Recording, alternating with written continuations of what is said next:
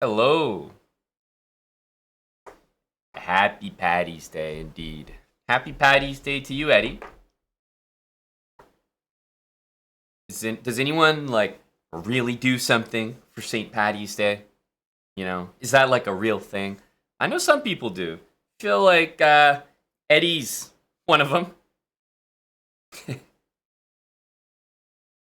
Z Pharaoh, thanks for the what is that? 39 months from the Pharaoh. Hey JC, any Paddy's Day energy from you, buddy? I haven't worked a Paddy's Day in 21 years. I love that for you, Eddie. I love that for you. The last time I remember doing like an actual thing for Paddy's Day, and I'm not talking about on stream because we've always done some fun things on stream for these kind of occasions. But the last time I did something like in real life, like for St. Paddy's Day, was probably university.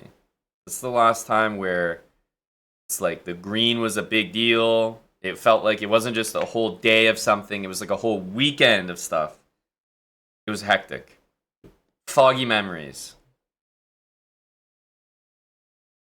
But otherwise, if we're thinking about, let's say, holidays on the calendar,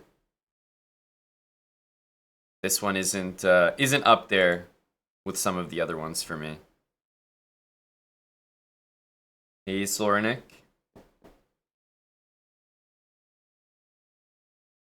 Can I play the first game with the King's Gambit?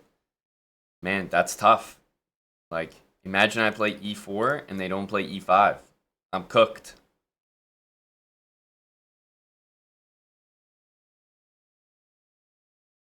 The lower rated the player, the more likely they are going to play e5. All right. Well, I tried for you, man. I really did.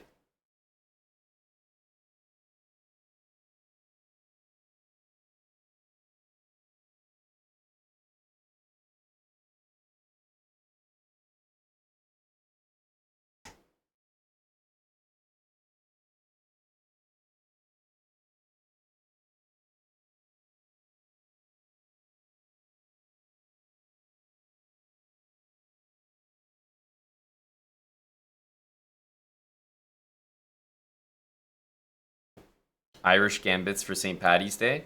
Yeah, maybe I need to try to get triple pawns.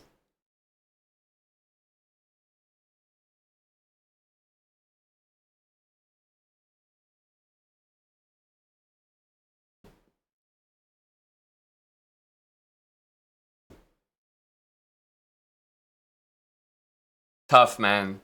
Couldn't get that sweet King's Gambit. Wasn't allowed. Mandel, brah. Thanks for the prime for 33 months. If you guys haven't seen the exclamation mark challenge command in the title, feel free to send me a challenge. It is Sunday. We're just getting started. I'll take a few challenges from the chat to start the stream.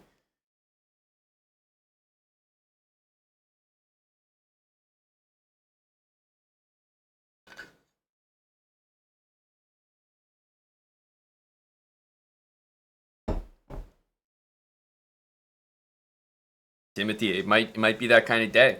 It might be that kind of day. Dill, have you ever heard the term Irish pawns when it comes to chess? No. So there's a certain configuration of pawns that is referred to as Irish pawns. Any wild guesses what that configuration might be? The hint is that it's a very bad pawn structure, and it's very rare to see this configuration. Are Irish people known for not being good chess players, so that's why their name? That's what we like to say, but I actually don't know too much about the origin. What is that? Oh, do you know what's the configuration?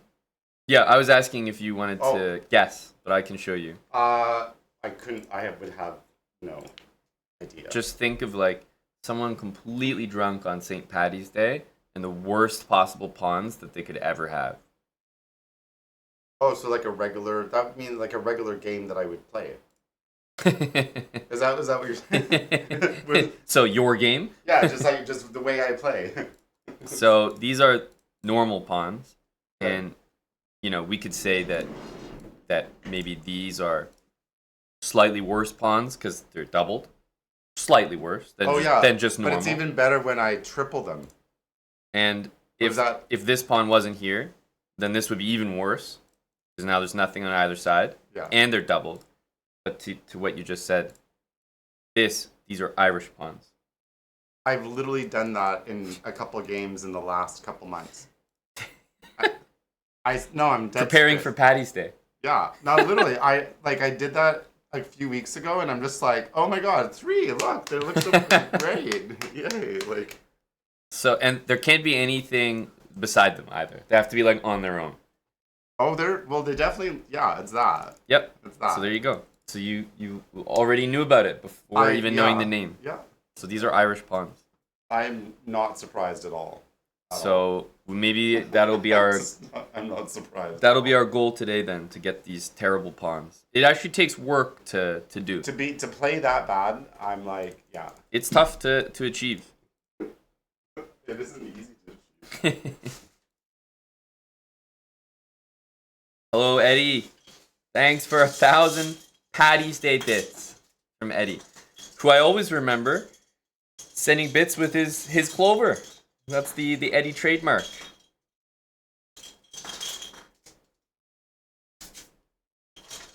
Yeah, we might need to maybe some green nail polish for Eric in celebration. I should have every color of the sun. TH Toaster, thanks for the 41 months. Yes, TH Toaster, are you grinding today? It's Sunday. I was also going to do a little bit of that, probably later. But yes, I was also going to complete the grind. You're almost at 12. Let's go. I'm at 11. You're at 11? I'm at 11. The account I did on stream, I think is at 9 right now. So I need to double check. So sometime today, it should be able to turn. I should be able to get things.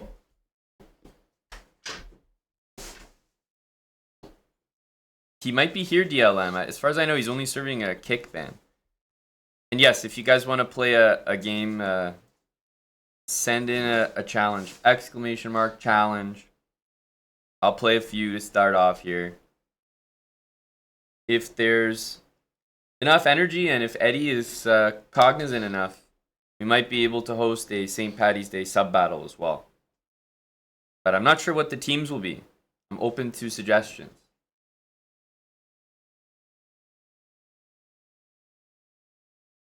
Okay, Sphinxy.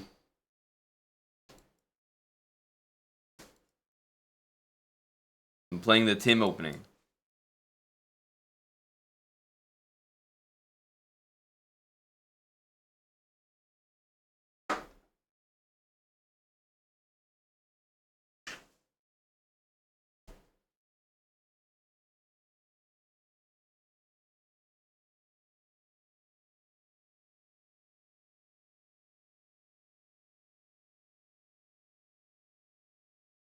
I am not Irish. Nope. Nope. Hopefully ABD checks in. Jeez. We can definitely take that, I was going to say. I didn't decorate for Valentine's Day, so I kind of missed out. I wanted to decorate something for one of these holidays.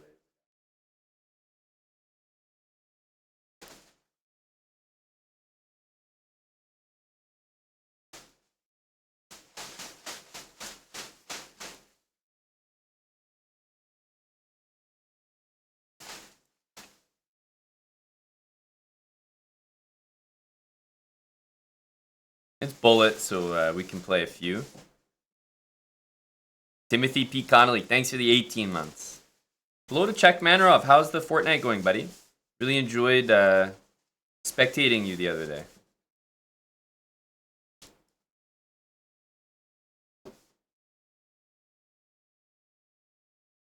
It has to be bullet? No, not at all. This is just the first challenge that I got.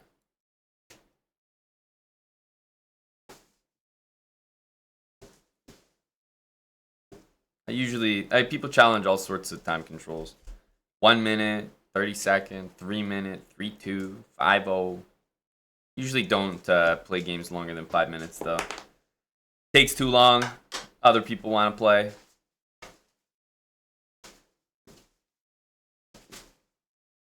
Can't tell if Sphinxy is disconnected or something. It's a bullet game, right?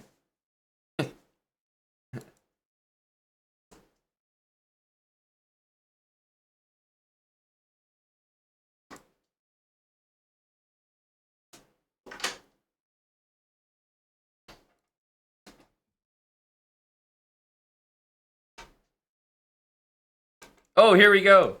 Oh, he's got to take him. Boo, Sphinxy. Irish pawns, dude. I gave him the opportunity right there. Boo this guy. Boo this guy.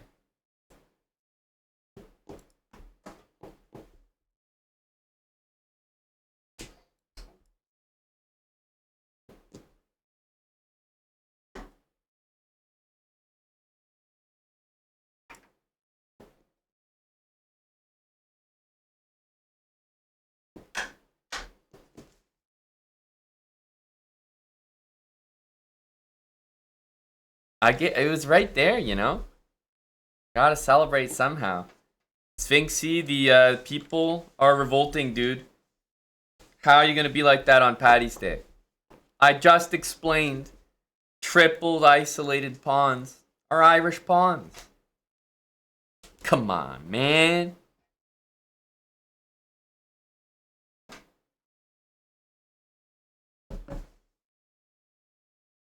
Tommy Fukin Shelby says Dylan has an ass like 2 4-leaf clovers. Don't you blow on a 4? Don't you blow to make a wish? Yes. Sometimes you make a wish to blow. Yeah.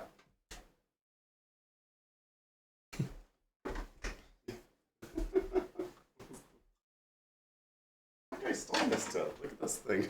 This is like a tiny little. What?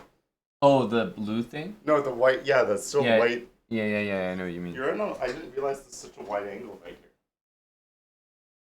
here. Yep, it's got to capture everything.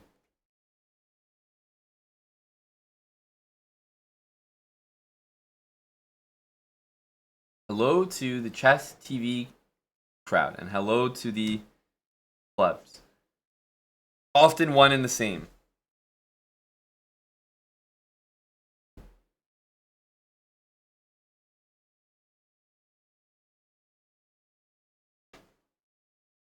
Thanks for the games, Sphinxy. Oh, we got to get the tough ones out of the way. Unicorn, good luck.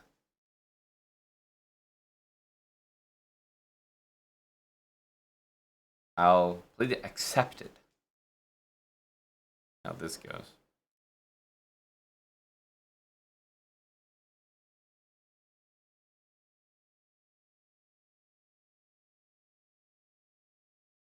G5, eh?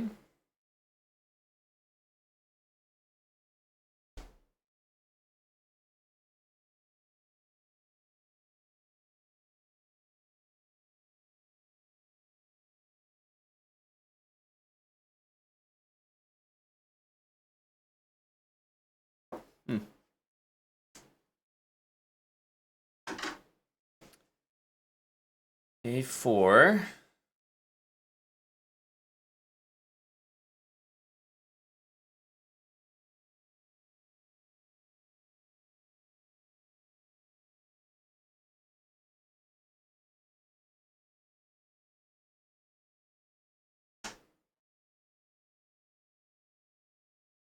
Do I play Bullet Brawl? Sometimes.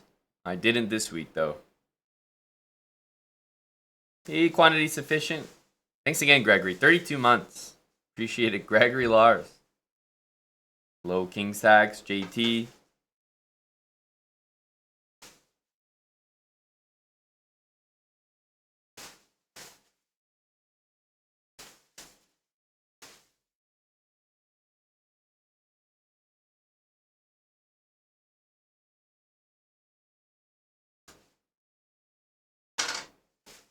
feel like most Queen's Gambit accepted positions end up kind of looking like this.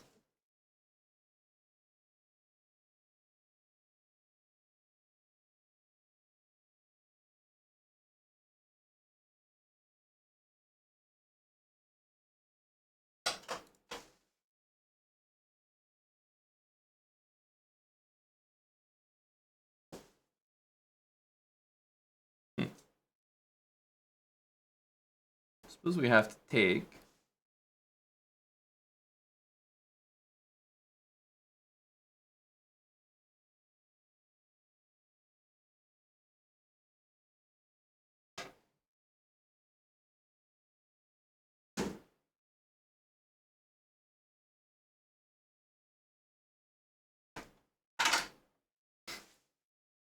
I've been informed, BLM. You know what? I'm fine with it. In fact, I'm encouraging. A couple ideas here. Definitely want to get castle, but okay, 94.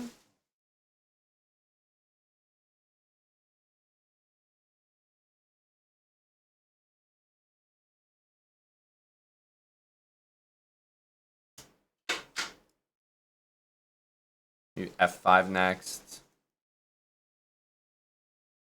I'm also eyeballing this pawn, which is kind of nice, prevents stuff like that.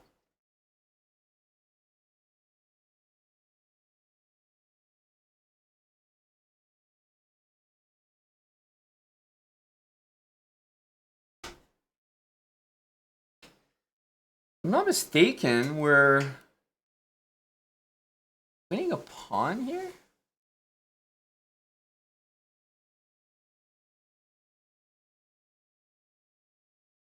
Rook here takes, and you can't take b7 because the bishop's hanging.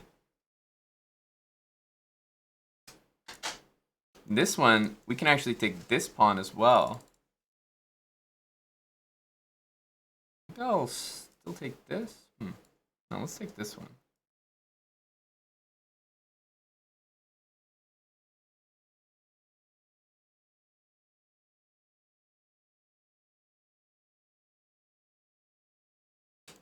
So now we're up 2 pawns, actually.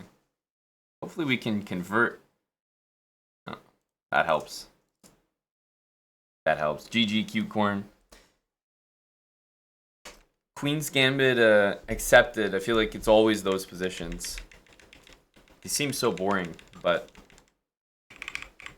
yeah, I mean, getting a4 means bishop b4 sits there pretty nicely. I think black's... I wouldn't say... I would prefer to be black, but I wouldn't say that it's any type of special position. Yeah, maybe you can try to force d5 here. It's probably the only thing that I would say, but it looks very dicey because I have moves like rook c8. I can also maybe take and get like a knight against bishop position, even though I have a bad pawn there. So I kind of like black's game, but no big advantage here. I do think here it's normal to take, and then it's like, yeah, I take this pawn back, but you take that pawn back. And then you avoid the isolated pawn, at least.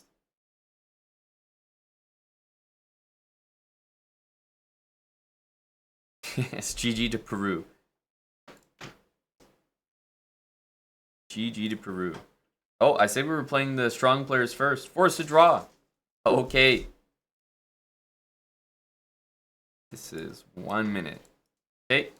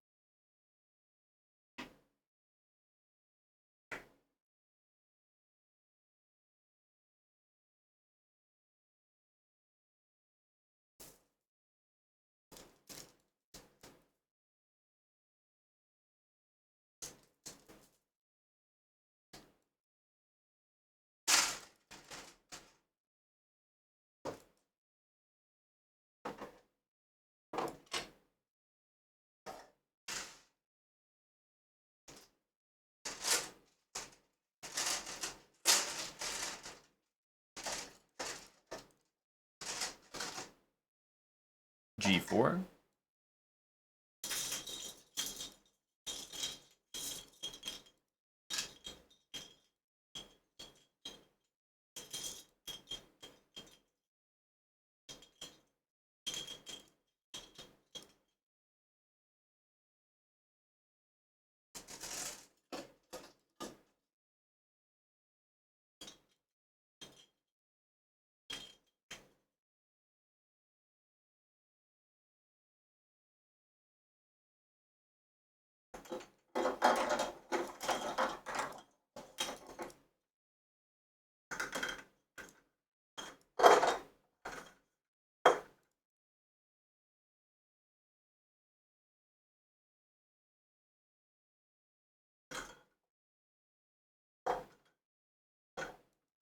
Ooh, A3. Okay, so no bishop B4 for me.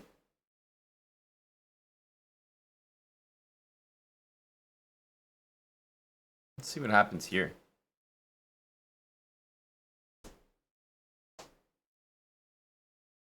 Queen D7 feels like a bit of a weird move, but kind of facilitated what we've got in front of us.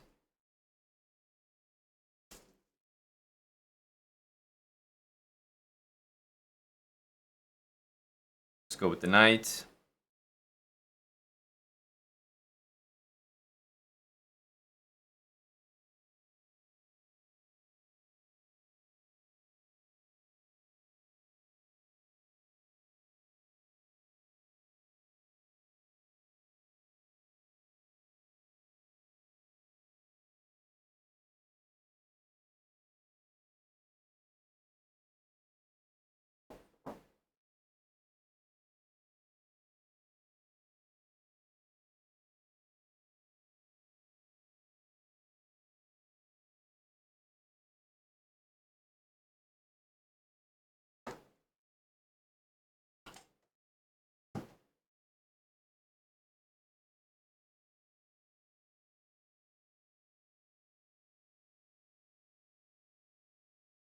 Completely missed this. I mean, so did he, obviously, but it's blind for a move there.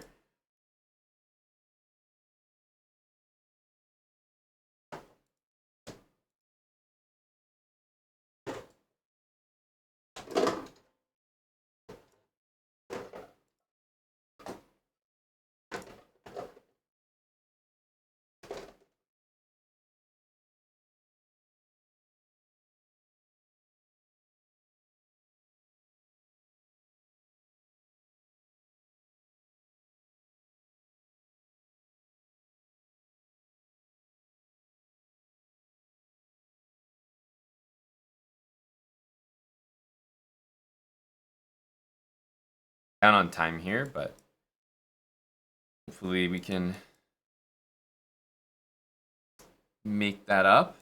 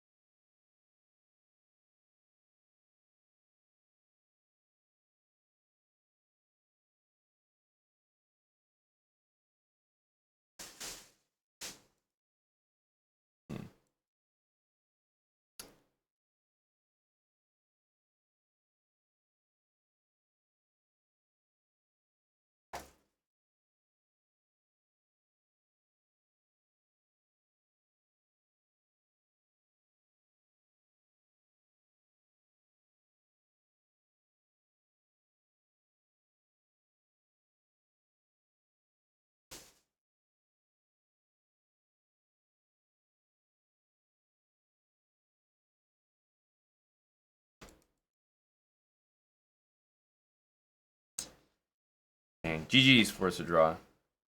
Thanks for the games. We were both a little blind in the second one there. Totally missed rook b3. I feel like we had two games that were almost the exact same. It was like bishop endgames, same color bishop endgames. That this one I definitely didn't expect to win. Oh. For beating force to draw, we get the Champions Medal. St. Paddy's Day Medal.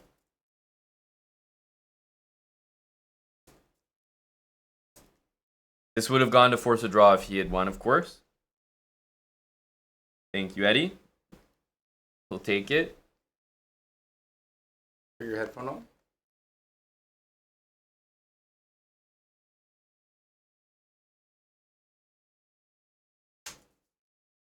That's for later if you want to put.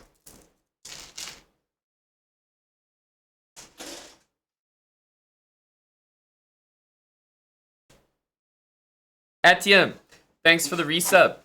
The chess resub. 64 months for Etienne. From East Canada. Thanks, buddy. For the big 6-4. Thank you, Baquadro. Looking great with your green chat text. If I do say so myself. 20 sufficient. Thanks for gifting to Tommy. And Timothy P. Connolly. 10 subs.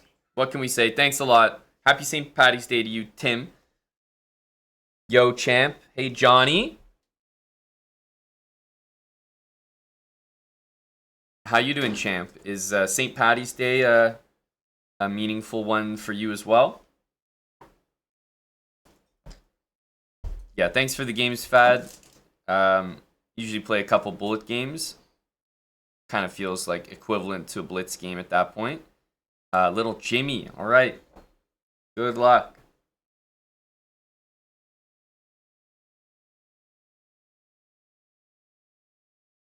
Let's take the center on little Jimmy. He's 1,000. He's not making any claim to the center. So let's scare him and just take all the center. It's like, okay, you don't want any part of it? Fine. Let's see how you handle just this. Like, would you guys be scared of this? Dude, this is a great move. So proud of Jimmy for this one. This is an elite move. I think a lot of people would be like, what the hell? Loses a pawn? Not at all. This is the best move, in my opinion. Can't take that. That is shocking, champ. Thanks for bringing that to our attention.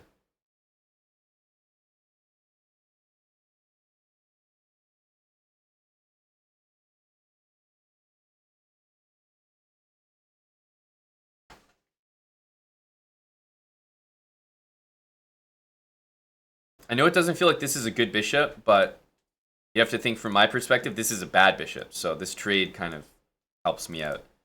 This one's a little bit tricky. G5. Takes, queen h5 check. You're telling me that little Jimmy just cooked up that tactic on me? Oh. Holy smokes. Dude, Jimmy's dangerous, man. My guy is cooking here. He's still got it.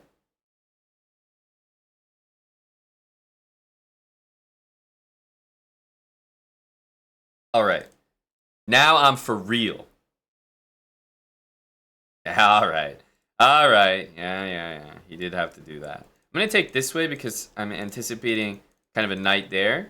And I'd like to have my knight watching those squares as opposed to being here where those squares feel a little bit more vulnerable. Maybe. G5 is kind of interesting, but they'll probably usually just sack the pawn there. Let's just castle.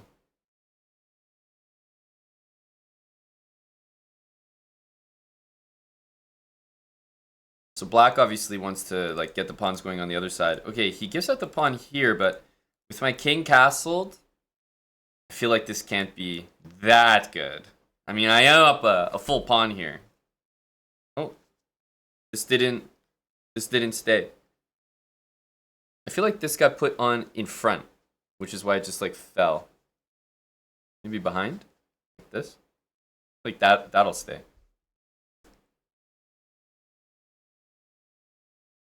Okay, let's defend this. You can play this and win your pawn back, but that's an I dare you moment, you know? It's like, if that's how you want to win your pawn backs, go for it, man. Here, knight d2, and I actually can't defend that pawn again, so I'm not sure if that's actually good. I'm just gonna defend. Use glue? No, no. I saw what happened to the Gorilla Glue lady. Knight h4 will save the bishop. And now if knight d2, I have my rook here for an extra bit of support.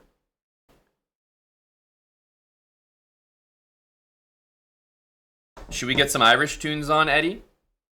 Do you have a recommendation for our first one?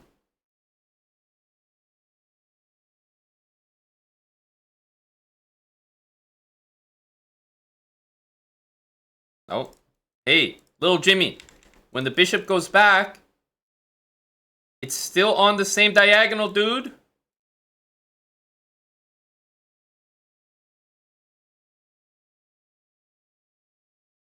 Gory has a wreck? Is it an Irish wreck, Gory? It needs to be Irish right now. Or Irish energy, at least. Okay, any check here we could meet with offering a queen exchange. I think here I'm not really gonna look to stress too much. I think we'll probably just take that. That's immediate. I'm up a piece here, so it's just as winning, and now it's much easier to either attack or trade queens here. Is this Irish, Gory? Okay. Trade the queens, and then the game should be pretty easy from there. Eddie has a recommendation. Okay, so Gory and Eddie have some recs.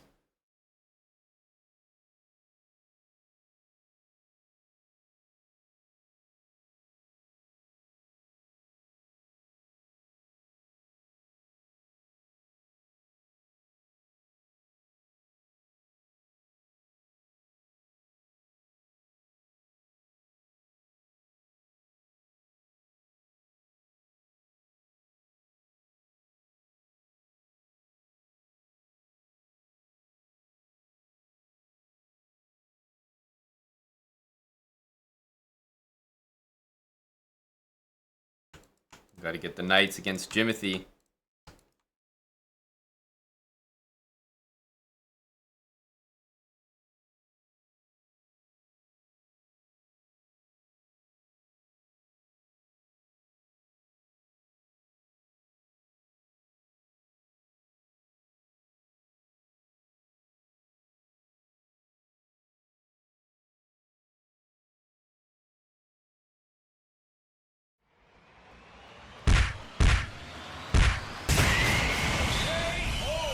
GG Caballo Loco. Thanks for the game, bud. Caballo, I was high praise for e4. High praise. This is a phenomenal move. I like to see it. Takes d4. Now, I usually like to see a little bit of chip at the center here.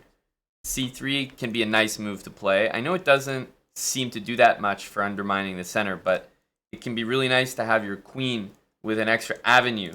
Like, for example, to have the b3 square available just makes it a little more cumbersome for me to castle. And it also means that if I were to play a move like bishop e6, that I'm already kind of walking into knight g5. And I can't keep my bishop on this diagonal. I can lose the bishop, but that's like already big advantage for white. Anytime you win the light squared bishop in the opening you're playing, big advantage. So if the bishop had to move back, then this is like an example of where that c3 move comes in handy. And remember, you don't have to play c3 and take.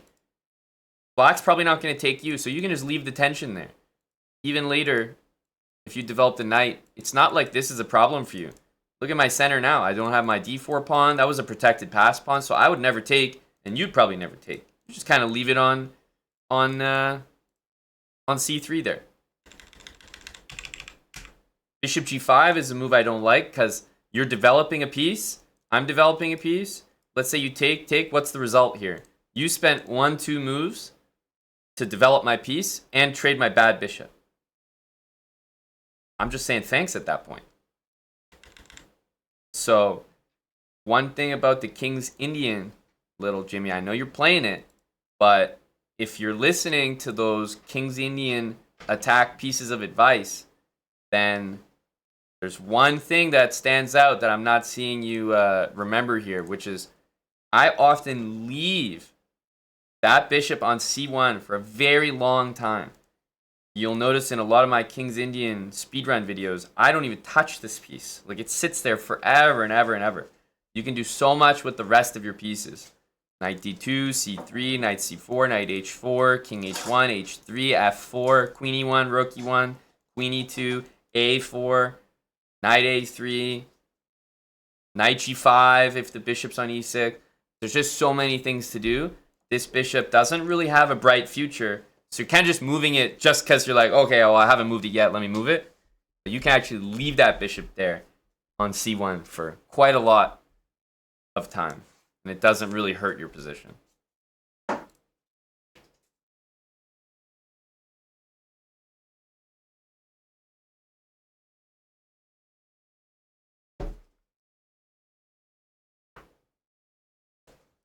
Okay, so let's get these songs in. Gory has one. Eddie has one. Let's see. Oh, Eddie has more than one. Eddie has a whole playlist for us.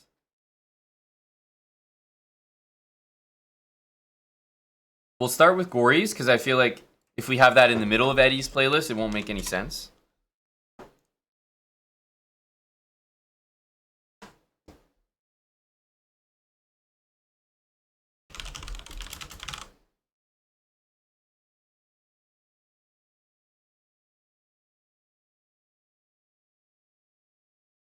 Okay.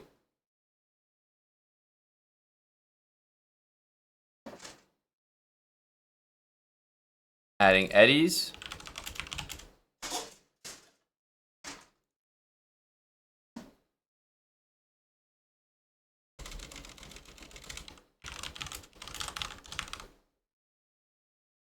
I'm on. If you get frisky, you can put on this green wig.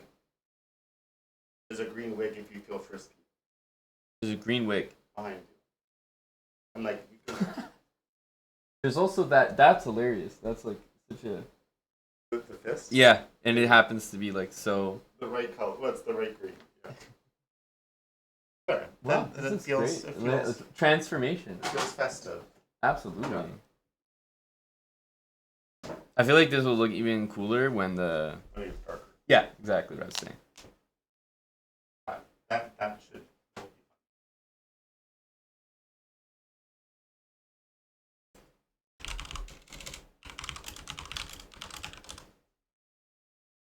Okay.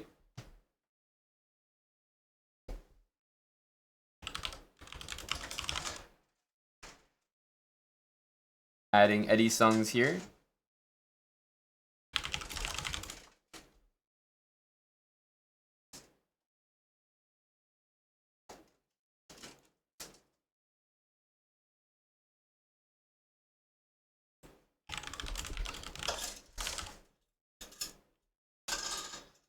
This is Eddie's first song.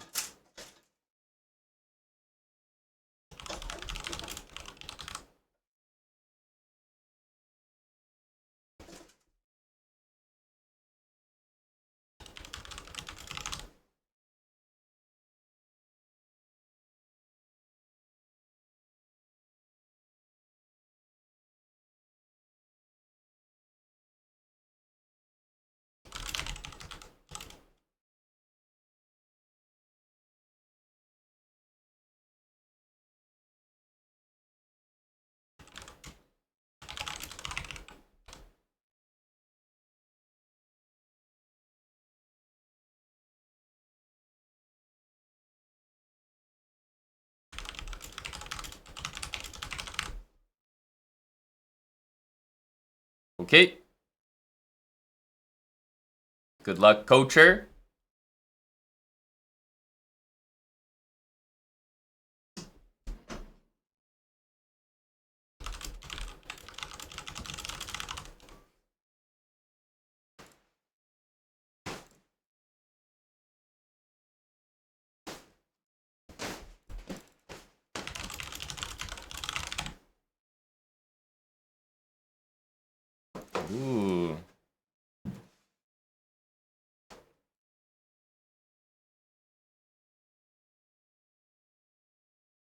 Too late, Tommy. We've added House of Pain, courtesy of Eddie. Very. That's very.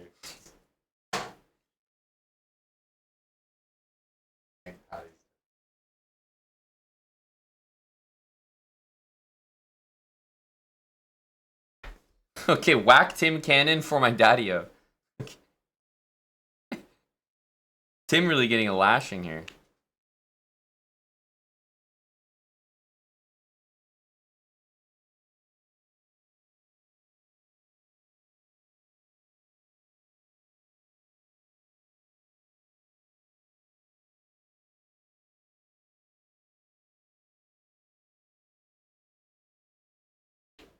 Whiskey in the jar.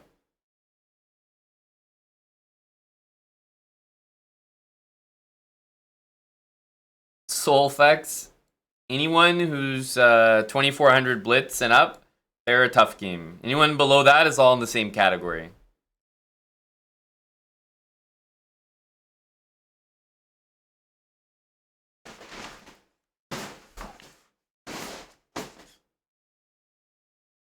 It's null, Eric. Thanks for the 23 months. Great song by Eddie there.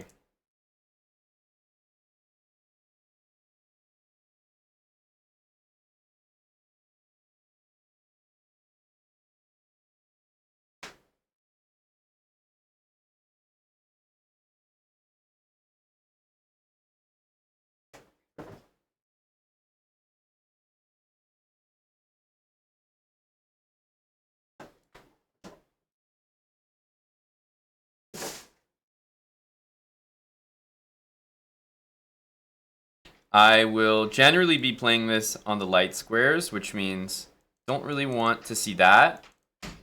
I'd rather have this, this, this. Like, for example, that move I think is quite poor. I'm happy to see it. Now I've got a lot of squares that white will never be able to control.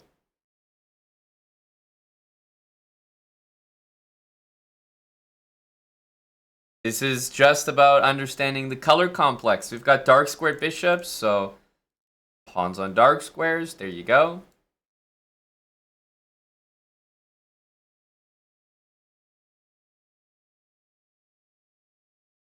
A6, maybe rook e7 and double.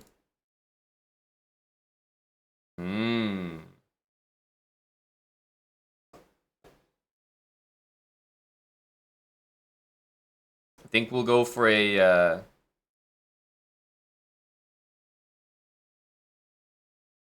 a nice knight against bishop position here.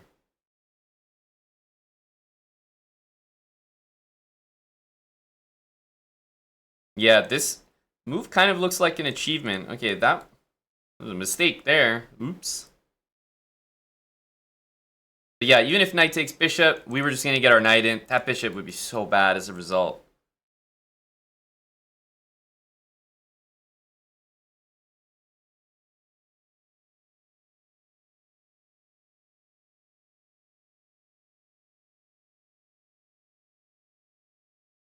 Rook here we can just take, and bishop back, probably bring the knight in.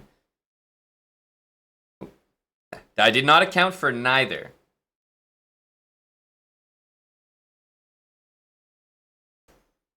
This is the no counterplay move. The nice thing about two pawns like this, if you put your rook in the middle, they can never have their rook behind the pawn.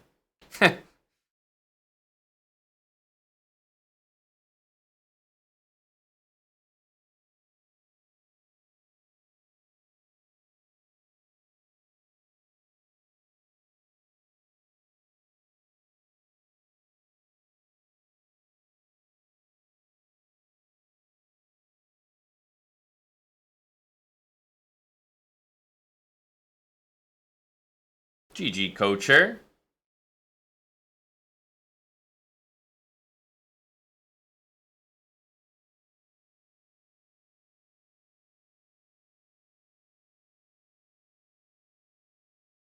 It's in the queue there, Smokeahontas. I took a bunch of song recs from the Endgame Magician.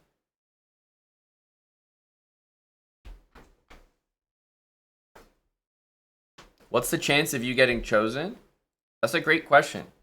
I wonder what the chances of a non-sub getting chosen on Sub Sunday are.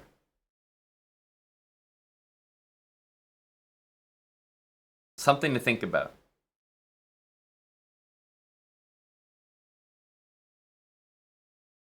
Okay. Wow, Eddie really got us hooked up here. Man, people are really in for the bullet today.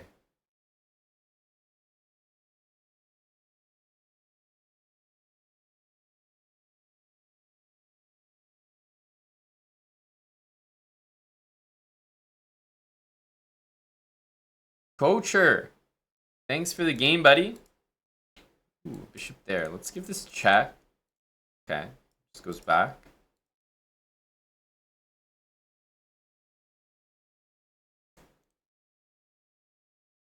That knight's trapped. Okay.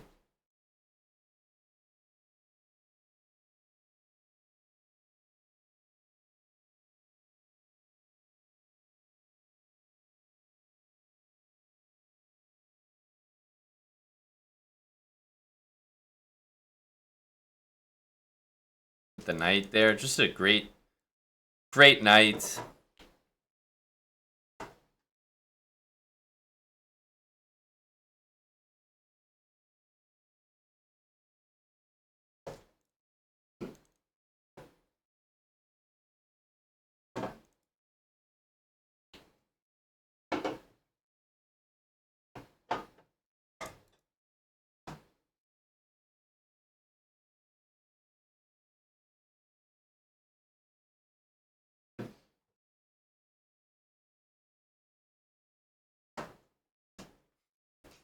I've expected him to do that. Let's go here.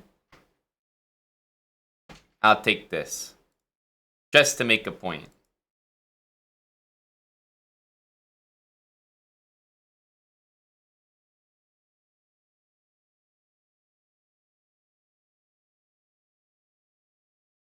Coacher, thanks for the 5 subs and GG, buddy. King Sax got the speed. This is the Tim move. Tim, you see this? Bishop c5. That's for you, buddy.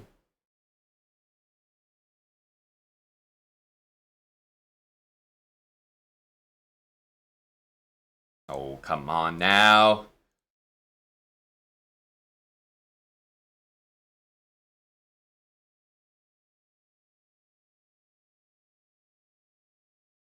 G3, please. Thank you.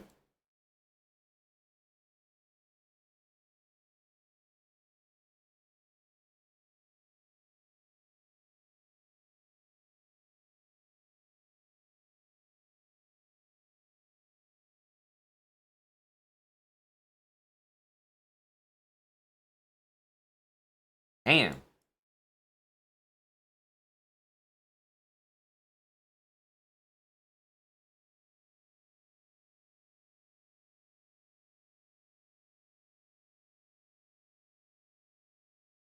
Molmshog, thanks for the 51 months. Welcome back, Molmshog. Retinaval, 2-month resub. You support these guys. You're not in the majority there, so we appreciate.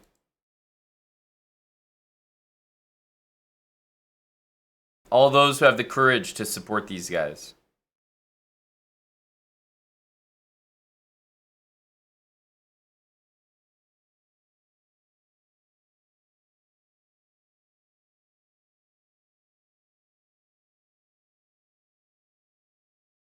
I'll take it now.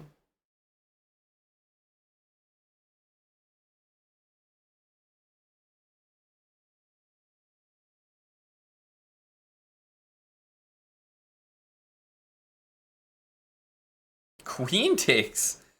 What the hell?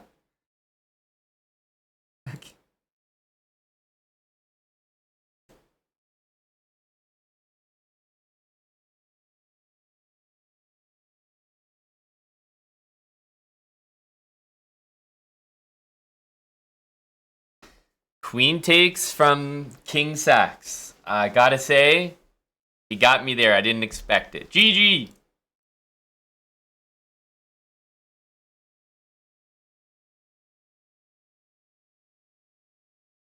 You support by watching Chesspro on YouTube. Thank you, Maverick Villain, for your service.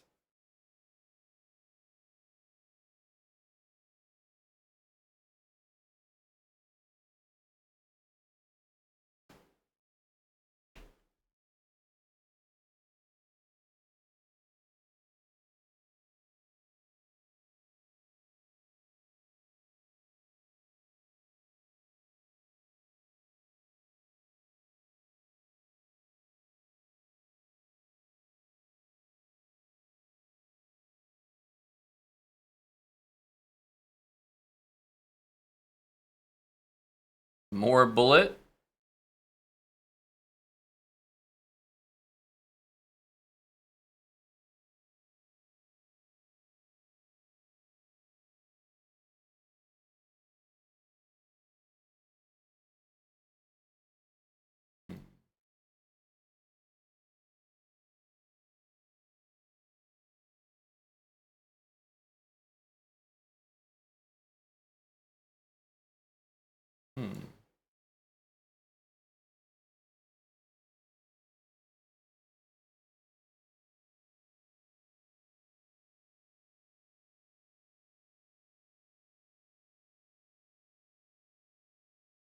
Oh, Dylan likes the tunes.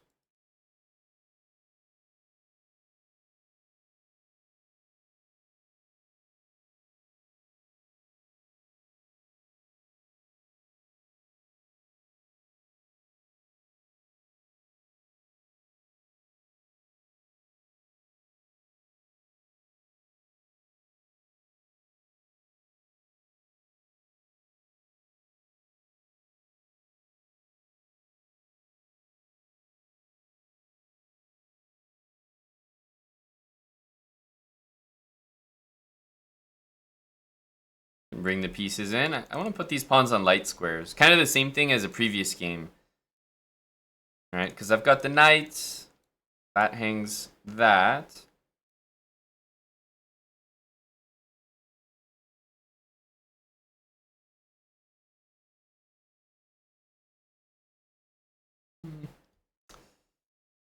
So we have to go after this pawn.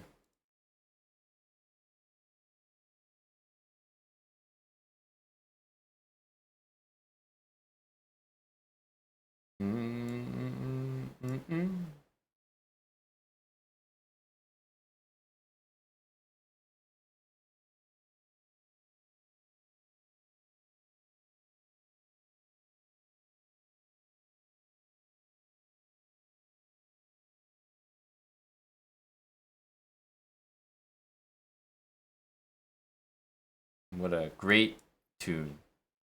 I haven't done any boxing lately there. Yes.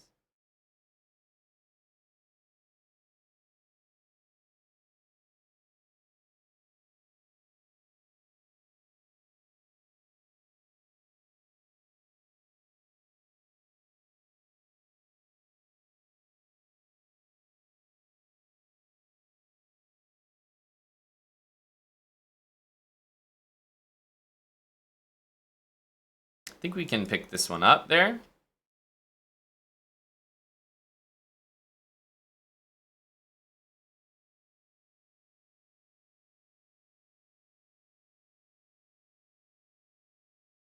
Don't think we want to trade that one.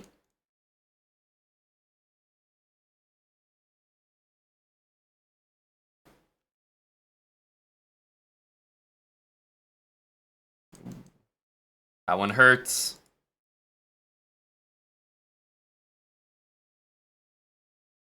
Hey, GG's Bam. Wilkie9, thanks for the 42 months. And Reliable Randy. Very reliable, at least so far. 31 months in, I'd say you're reliable. Happy St. Paddy's Day.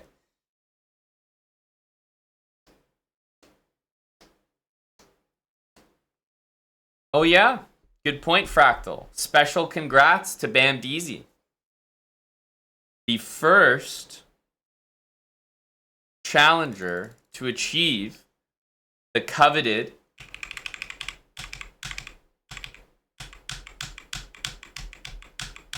Irish Pawns.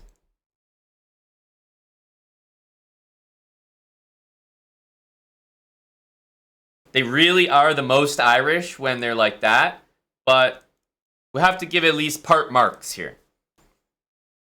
This is what you're ultimately striving for, but have to award some kind of half marks for that. The spirit of the day, indeed.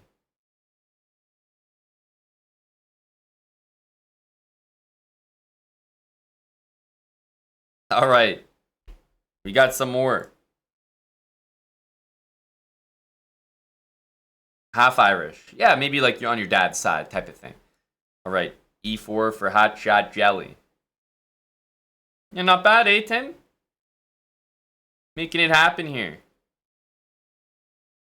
Is this the Tim move? No, this is the Tim move. Takes in D4, I think. I feel like there's some theory in this opening. I never really know what's going on.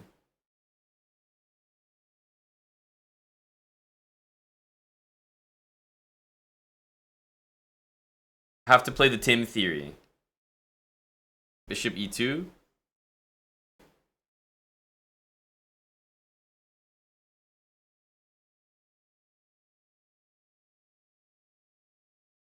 Wally, that's for you too. Decipher.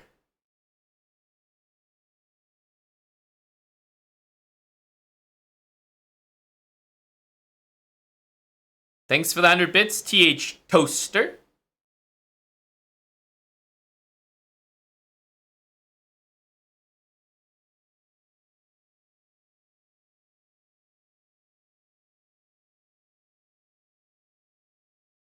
Don't tell you your level 12 grind was for nothing. I'd never do that.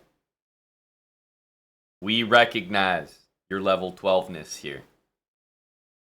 We recognize and appreciate.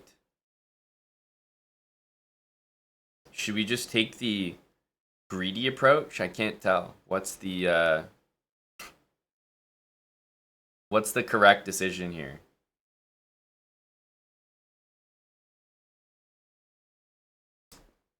I think you play this position not to do that. Just play knight a3. Yeah, take queen and b4. I think that's where you get cooked. Like bishop f6, c3's hanging, knight e3 already sucks, and knight b4 is even hanging with your rook there, so.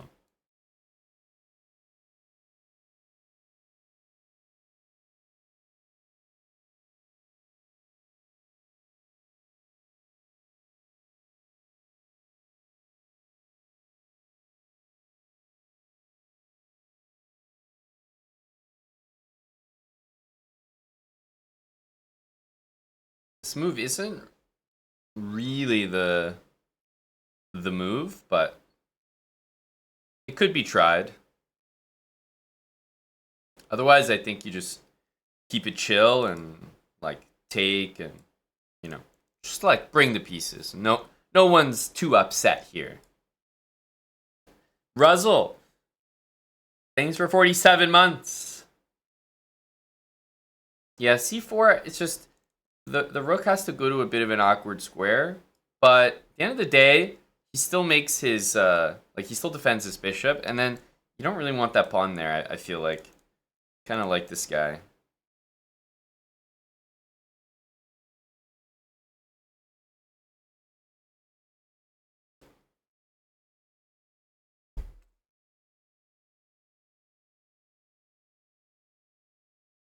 Knight b5, totally possible. So this move looks like it does get the job done. Let's take. Knight e3 is going to be a great piece here. Just kind of covers some useful squares. Rook d4 looks nice.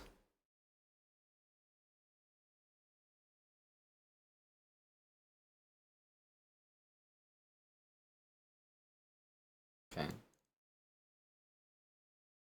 This one we can take and the pawn has to take back, which I feel like is not great.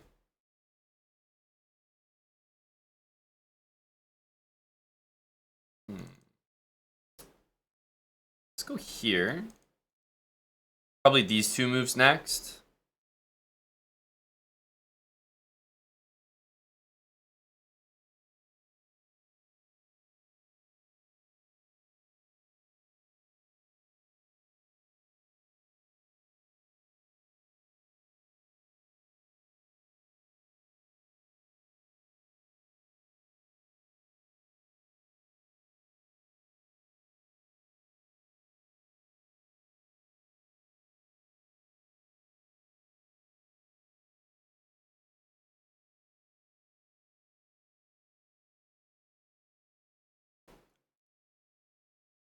We're gonna get 3 connected pawns here.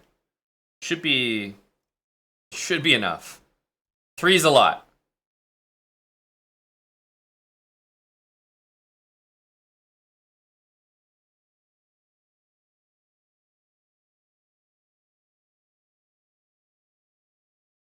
So I think we just push this one now.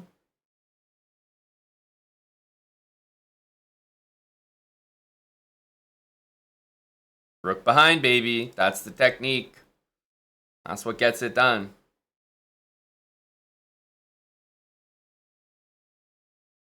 Not even going to allow this check, because I'm that mean.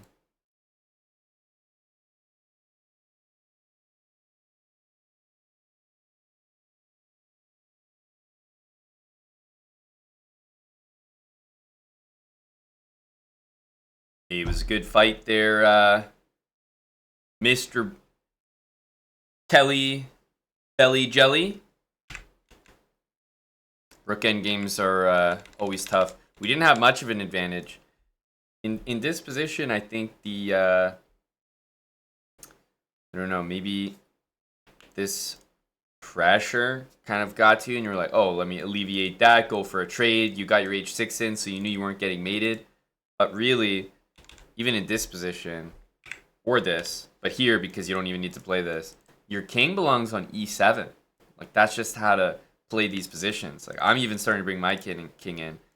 King on e7 is, like, completely safe from the knight, safe from the bishop, does work controlling important invasion squares. So, once you go king e7, then you can play bishop c6 if you want. Rook on c7, maybe, just to, like, watch everything. But king needs to journey to the center there. It's not like that's required, but I think it's the best plan by far. And it's so safe behind this pawn. Like, pawn on e6 is so good, covering the knight. So, once you do this, then you'll realize all the, like, threats or anything that I had doesn't really exist. But when you do this, all of a sudden your king is far away from the endgame. And your pawn structure gets ruined. So, then black's a little bit worse here. But otherwise, completely just normal, equal, and tough to win for both sides. Slag dump. 63 months. Everyone's working their way up to the big 6-9. You like the hat? Thanks a lot, Slag dump. Good to see you again, buddy.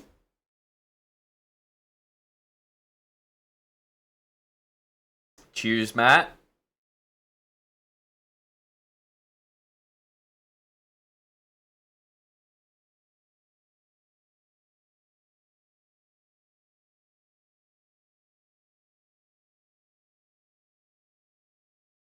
Not bad, Ixie Bootsy. Shout out to Dill for the deco.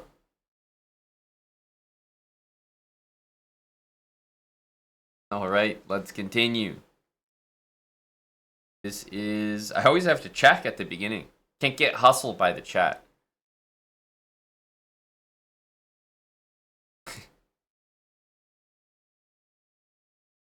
(3-2), this one. I say it out loud so I remember it.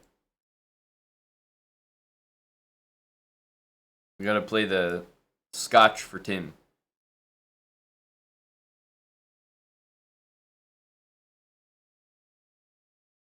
Yeah, you like that, Gory. Could have really tilted the lad. Of all the songs we've listened to, this is by far the worst. I'm not here to light a candle and do a seance for Danny.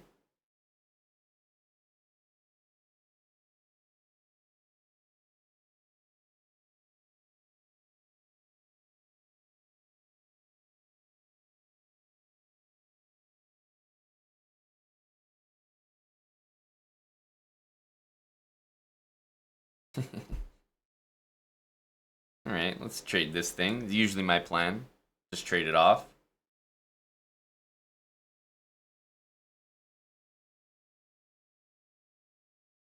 Well, Eddie, there's nothing wrong with any of the other ones, bud. Just that one was completely different from any of the others. I thought it was like much slower, more of like a melody bra. I preferred all the others.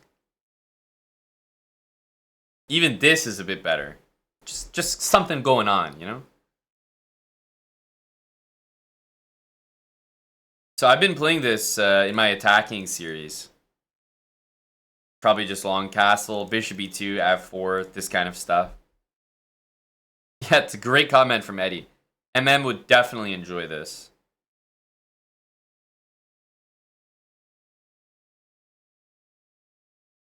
Okay. Knight g6. Is f4 a problem? Definitely looks like it could be. Could be risky for me as well, but I feel like f4 is the way to go. Before we do this, though, because I don't want that to happen, I think we need to grab this. And then this. Knight will have to go there. And then keep going. And grab that. Quite risky, but I think it's the way to go.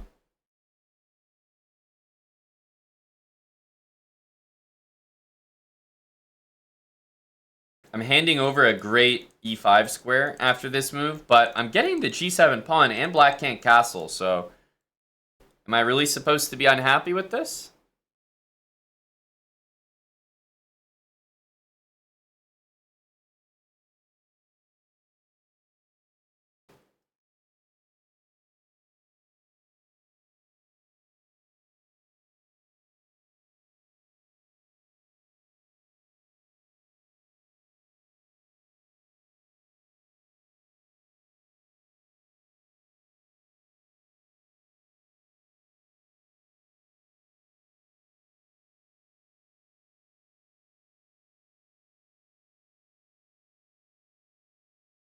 Let's see how Tim handles this.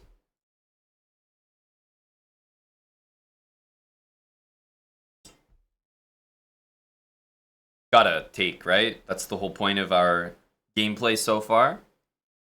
And I don't think I want to do this because it just kind of allows the bishop to develop nicely. So probably our next one is just going to be castle. I know there's an open file here, but I don't think it's too bad. Here we can do that. I didn't want to have my king here much longer. I feel like bishop e2, then knight here.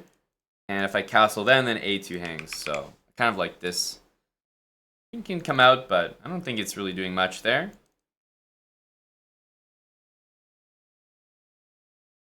Yeah, I mean, this one walks into this one immediately.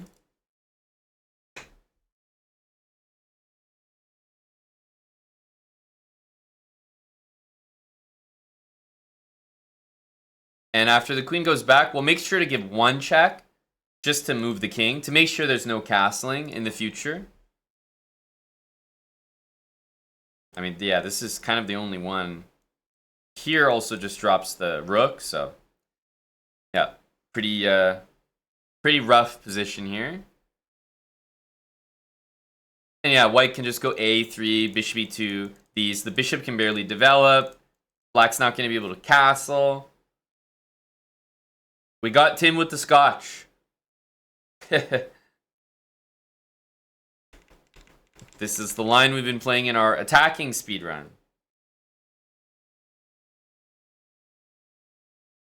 I actually was building up toward that DLM, right? Bishop e2, king b1, g4. I would have hit Tim with g4.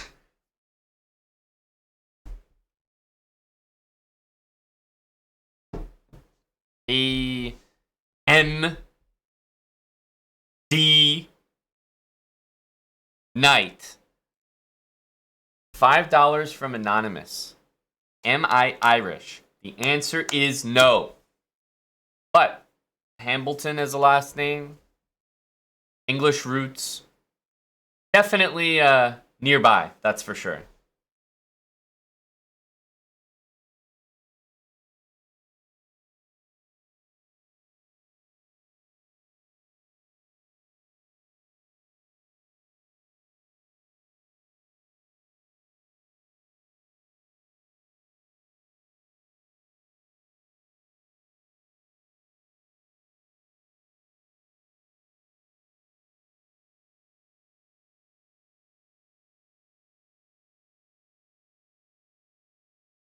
Okay.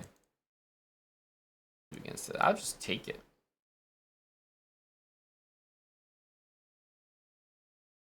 What the hell is that? Is that a move? Can you do that? You're just gonna not take the pawn?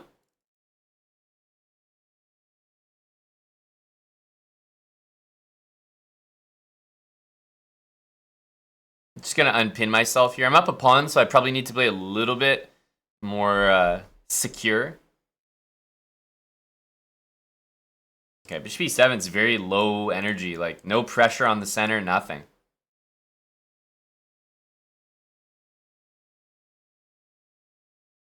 Yes, Tim should notice the restraint here on the move g4. Really holding back. And we are rewarded for it.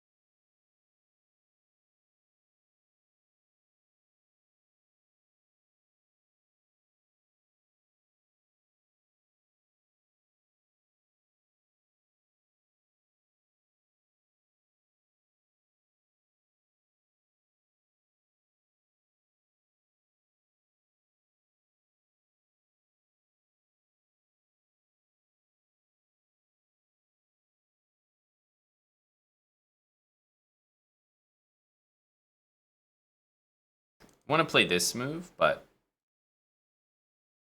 this pawn is always loose. So knight here, we can step back and drop our bishop back, and then that'll allow the f pawn to move, and then that's a real plan that we're starting.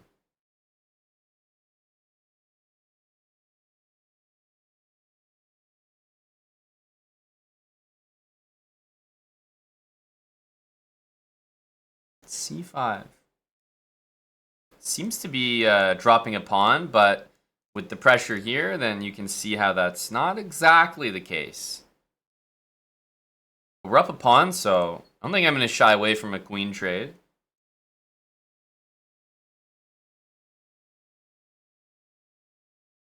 I like f4.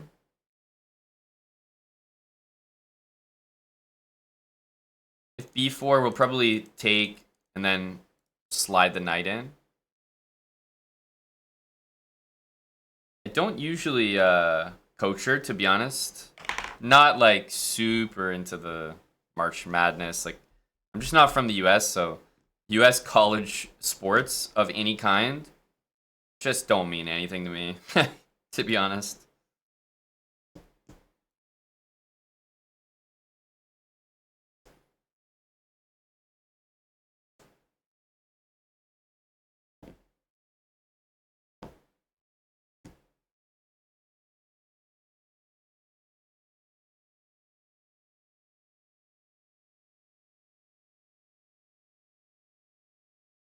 So we're up a pawn and we have the bishop pair.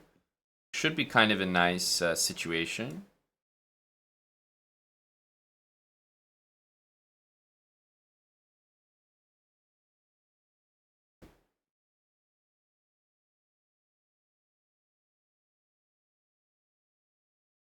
Okay, that's a little bit annoying.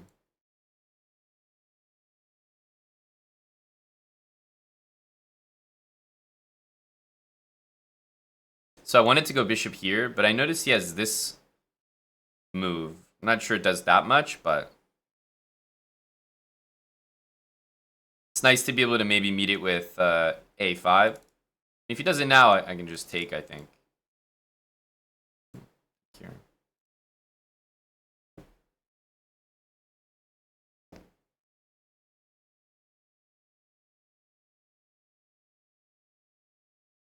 We lost our bishop pair, but we won another pawn, so I felt like that was worth it.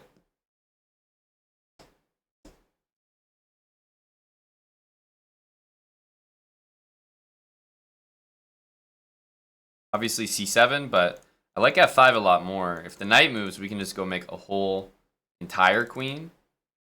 And this one, actually, we're also going to be able to make an entire queen. So the king is not going to be able to cover. Neither will the bishop. GG. Ixie Bootsy, what the hell was that opening, man?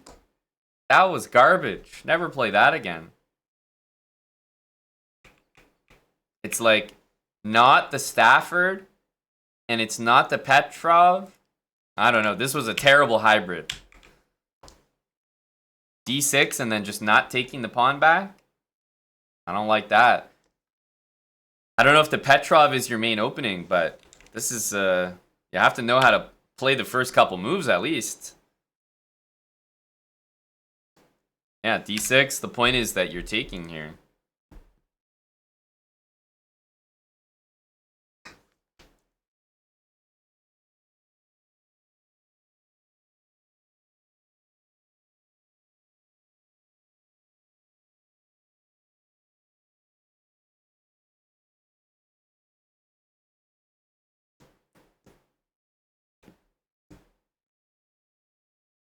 All right, pair of sacks.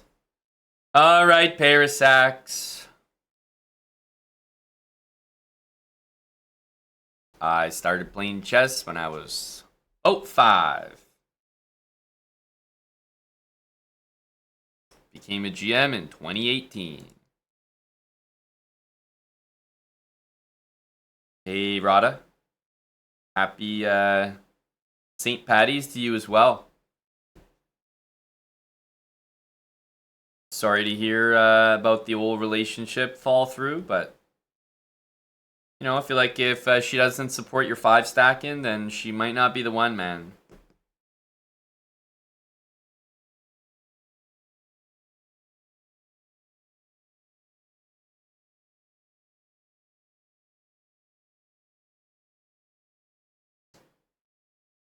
I'm playing like Eddie. Trying to play like Eddie Barber here.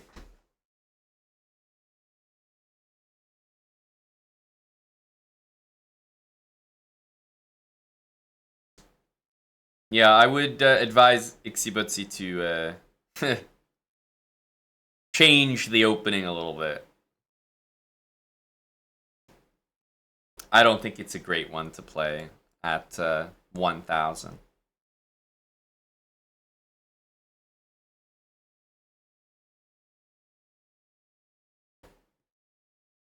I think we want to open up the center here.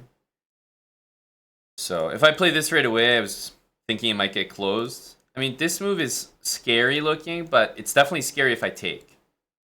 On its own, it doesn't do that much, because my king up to g7 is quite comfortable.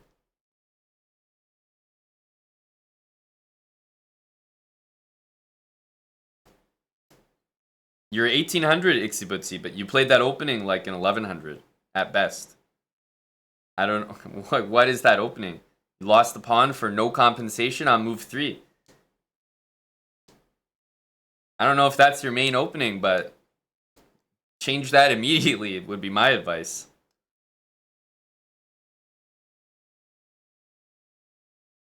You wanted to play the Stafford, but you could have played the Stafford, right? I didn't prevent. It's just knight c6 after 95. So you just brain slipped. I do hate on the Stafford. I'm a Stafford hater.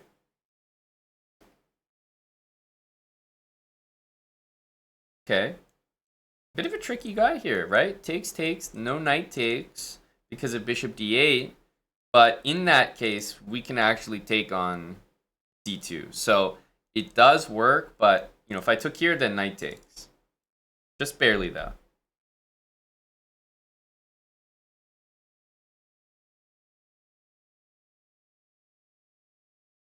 Yeah, Kinsgod, there's a few, I'm gonna take it. High energy.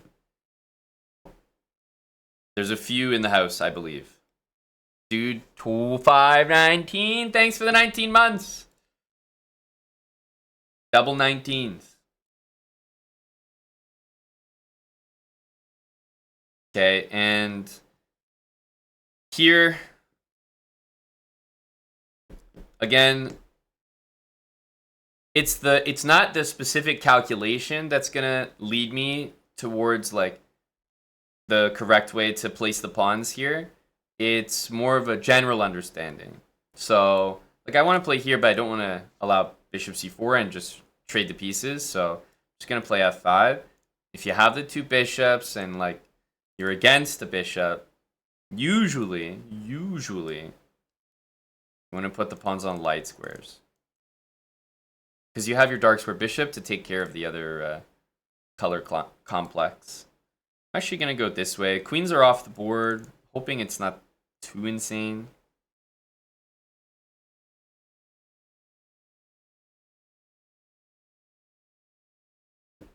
Okay, we can go here and maybe bishop h6. Also, there's no threat right away, so I might just go bishop f6 for safety.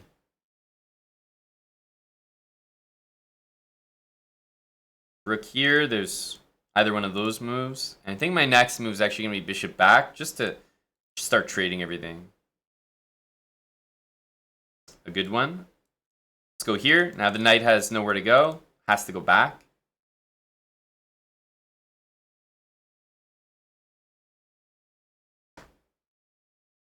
Okay. Hitting the bishop.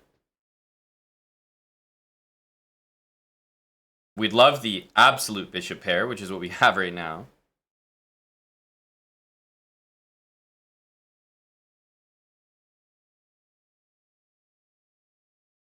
I was gonna say, what's this song? Because I feel like I've heard some sped up versions of this. And they sound pretty good. Okay, knight here, but after this, I think the knight just has to go back. Oh, okay. There's a lot of, like, everything's just hanging on by a thread. Knight a5 we can take to defend the bishop as well. Yeah, the bishops and the pawns just do really well against the pair of knights.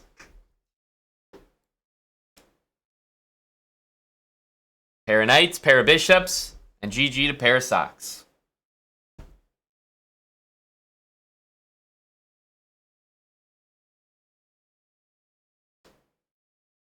Don't want to touch the ceiling.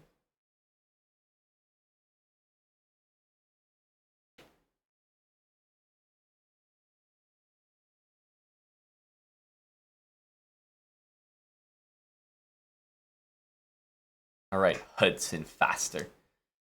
Avitas, thanks for the 2 months with Prime. Happy St. Paddy's to you, man. Are you a chess fan?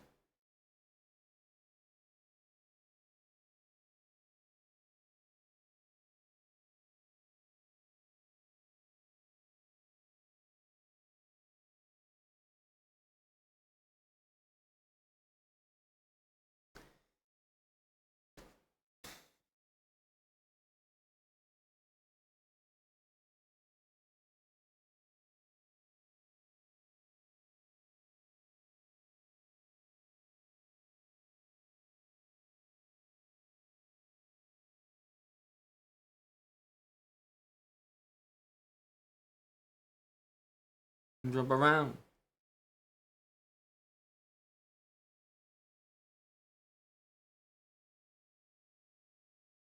Get down.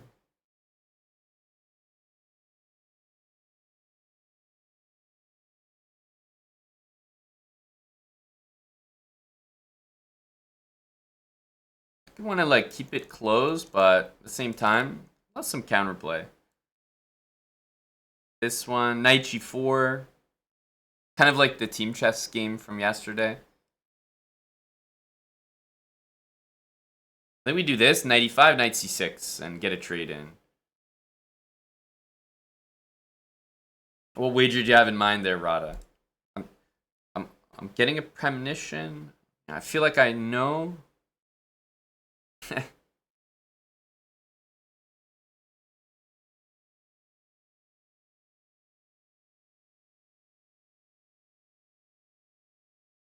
We can always take this. I'm probably gonna just rush castling.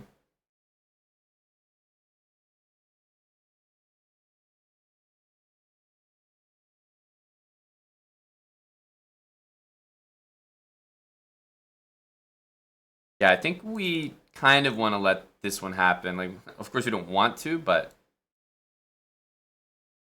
I'm up material. I don't need to be too worried here. Knight b5 looks like a pretty good next one.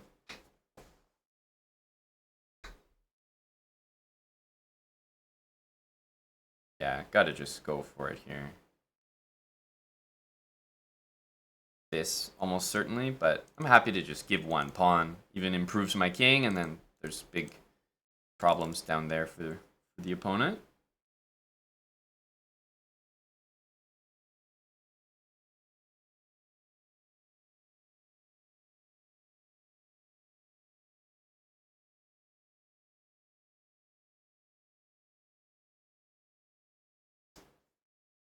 Yeah, rook takes d7 looks pretty nice.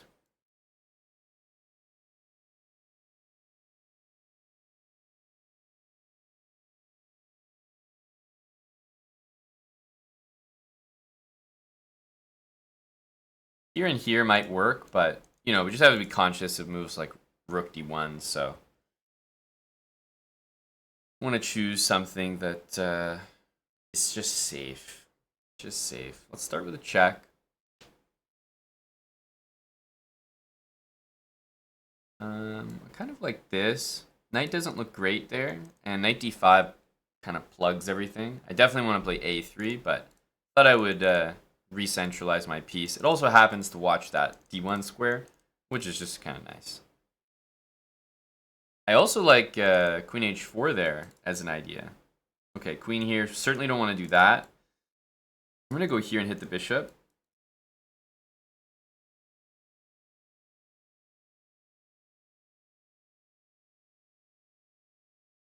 And better safe than sorry, a3. Just gotta get that move in. Because if I did queen g3 there, maybe black plays bishop f4 and takes. All of a sudden, queen d1 checkmate.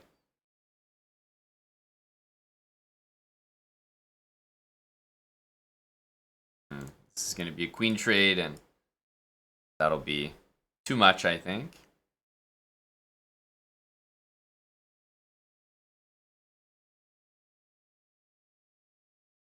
Okay. Let's go here so that we get a trade after this move.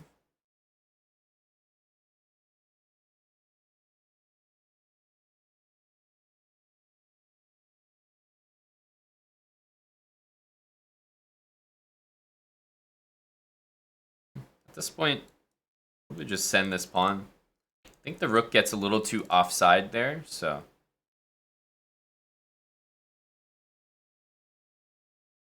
rook behind the pawn is usually the best way to do it, and just push as far as we're allowed to. So whenever the rook's not in front of the pawn, we push and just keep going and use our knight to dislodge the rook there.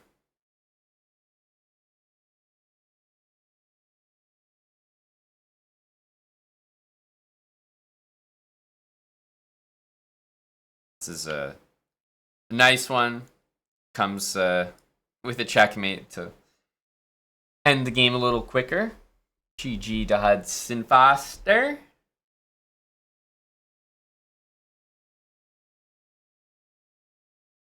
I haven't seen it, Rada. Let me scroll.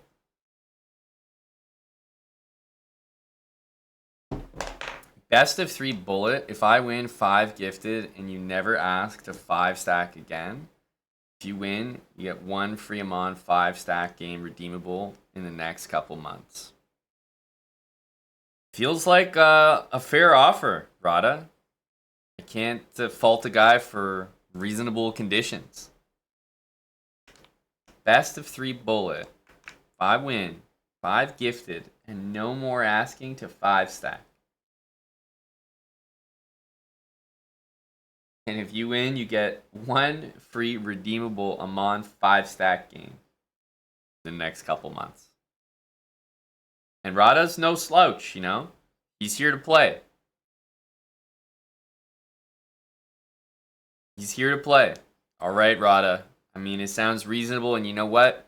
If you get me, a 5 stack it'll have to be. So for reference, Rada OP, I think his name is just Rada OP.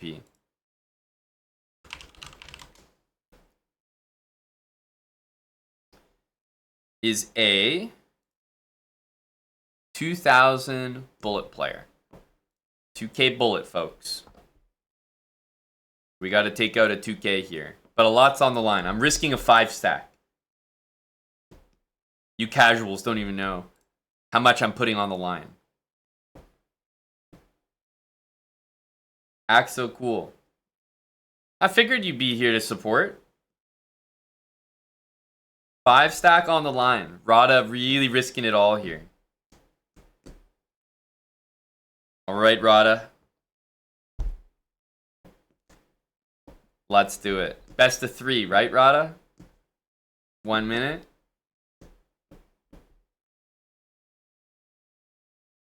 Alright.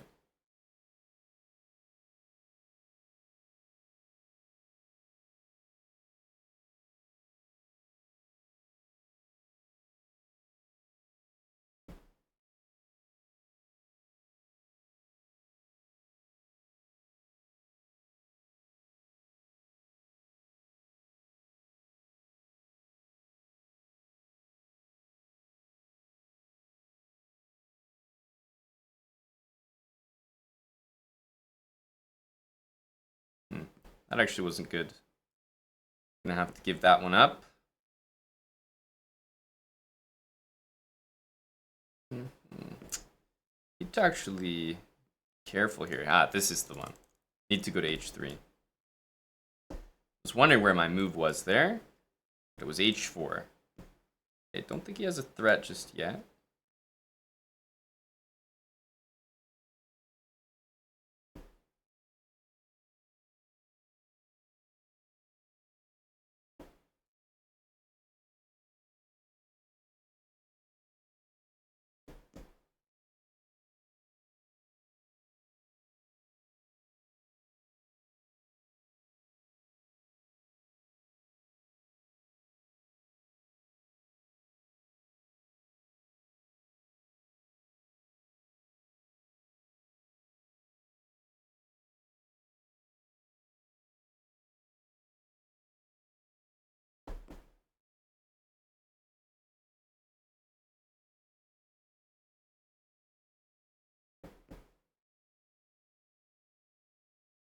Okay, it's best of 3 though.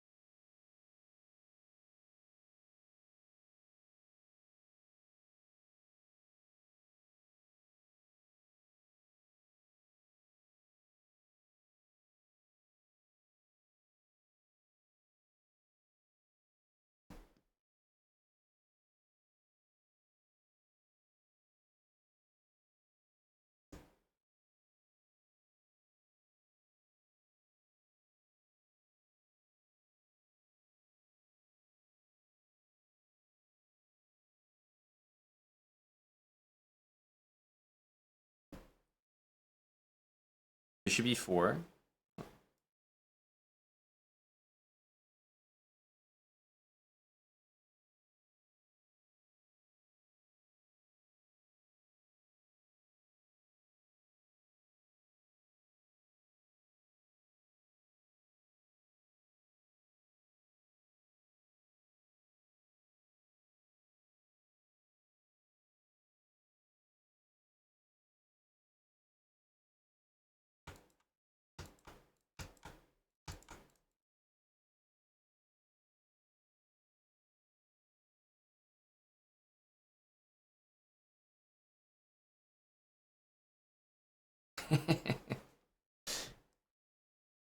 Damn, GG, Rada.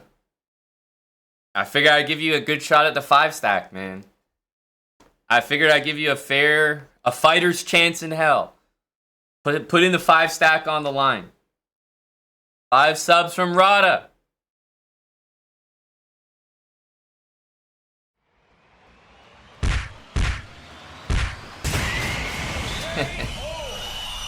GG. Thanks for the 5 gifted, Rada OP. Act so cool. What do you think of your boy's performance here? Did he do the 5-stack proud? Oh, sorry, the 4-stack. Sorry.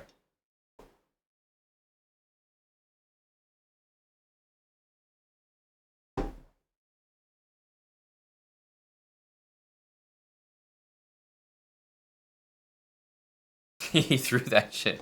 Yeah, not wrong. Not wrong. Not wrong.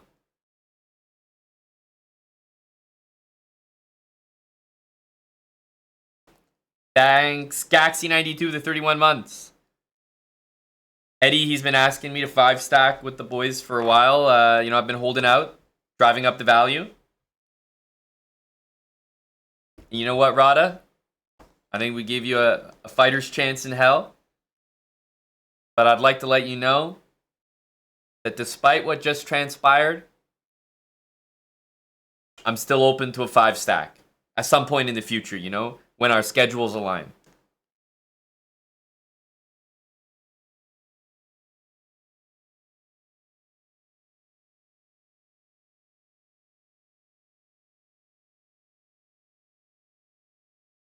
The dream's not dead.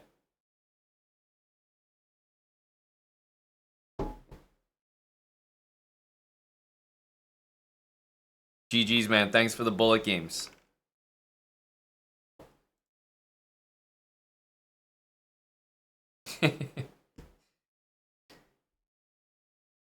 Yeah, Tommy was there to witness.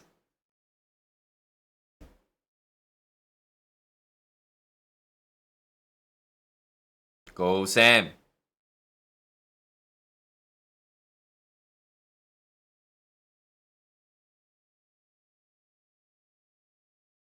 All right. Which line is Sam playing? Okay.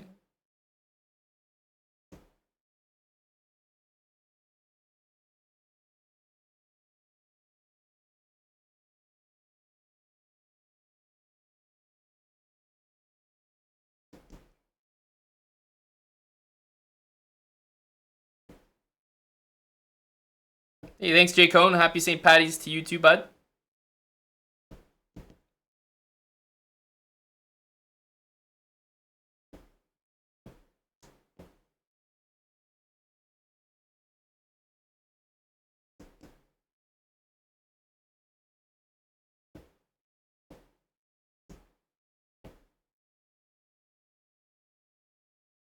Hey, horse fast. We got the bishop pair here. I'm looking to preserve the bishops here. This one already runs into it a little bit.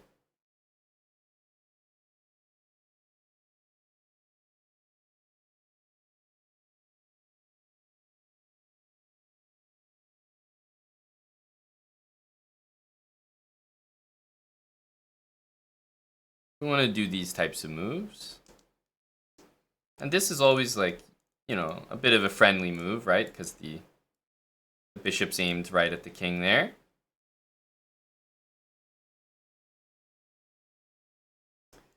Okay, bishop's got to move. I think we'll just drop back here for now.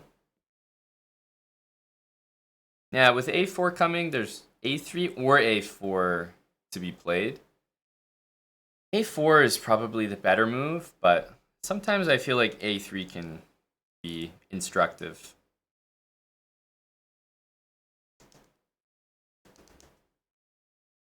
Yeah, so I've been basically sitting here waiting for Wild Hacks to play this move, and he finally did. This is a really common tactic here.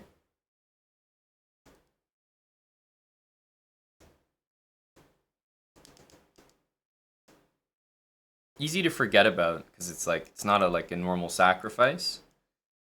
C5, there we go. Probably want to take that. We can drop this bishop, of course, to G5 to make more threats, which feels pretty good.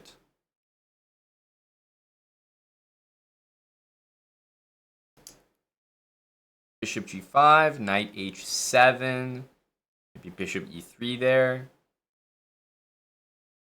But I think we'll start by taking. If queen takes, I'll just throw maybe this one in, bishop back. Would force the queen to C7, I think. Okay, bishop takes there. Let's start with this. The knight's not great on H7, so I'd like to force it there.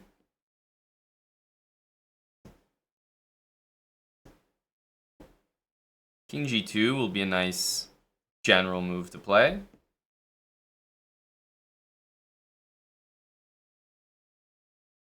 Okay, let's keep asking the pieces where they want to go. E5 looks quite dangerous. So if not E5, where does the queen go? Push it around to A7 there. Let's get the king out of the way, I think. Rook E2 as well. Yeah, I'll just keep the bishop here for the moment. But remember, bishop B1 and queen E4, I can switch up very, very easily. Okay, let's again just ask the knight what's going on. Okay. Kind of like rook E2, just multi-purpose. And this bishop's annoying, hitting D8. My next idea is the H-pawn's going to start to run. And we're pretty solid here. Yeah, this is one that we're never really interested in agreeing to. Okay, again, harassing this piece. E5 is never good. Notice how I keep hitting, like I keep attacking his stuff, gaining tempo, and then I make a different move. So I'm kind of like slowly gaining time, basically. And now I think probably has to go for a queen trade at some point soon, even though... Okay, so he's going to drop material here.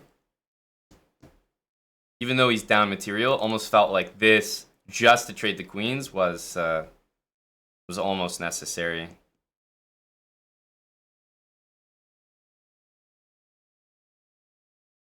So now we can play H6, and the knight's getting undermined. Once again, kind of a similar tactic to bishop H6, but now with the pawn.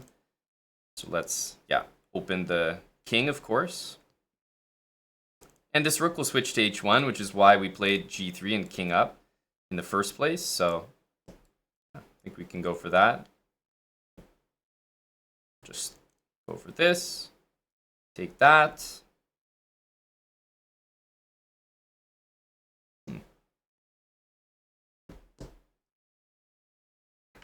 GG. Wild hacks. The two bishops in the Caro-Kann. Ouch. They can be very controlling.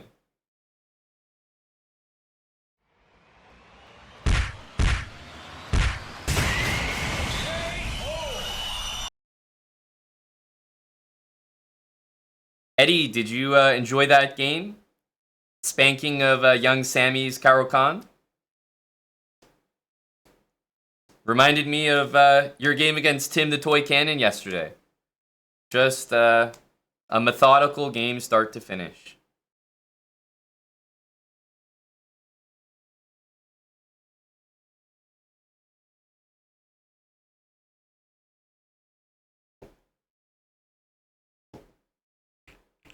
Yeah, I mean the two bishop positions always take some practice to play.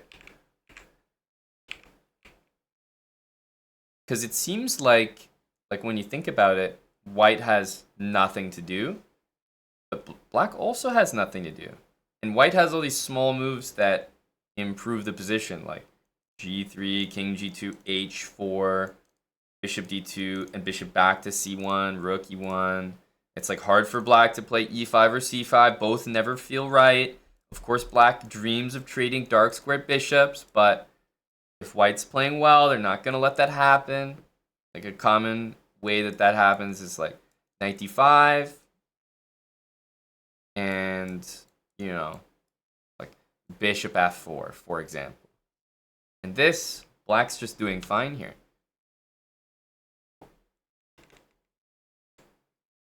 So if you remember the team chess, obviously the position was a little bit different, so it wasn't precisely this, but we remember Eric's team played against Hickey's, right?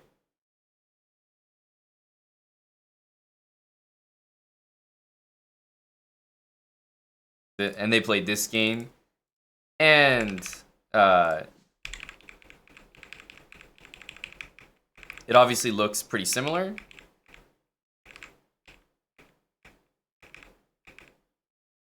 Definitely some key differences in the position, but you can see there are achievements trying to be made by both sides. And funny enough, when the bishops traded, this is exactly where the game became a dead draw. So black's trying to make this achievement for most of the game, and yeah, there's just nothing really much to do after that.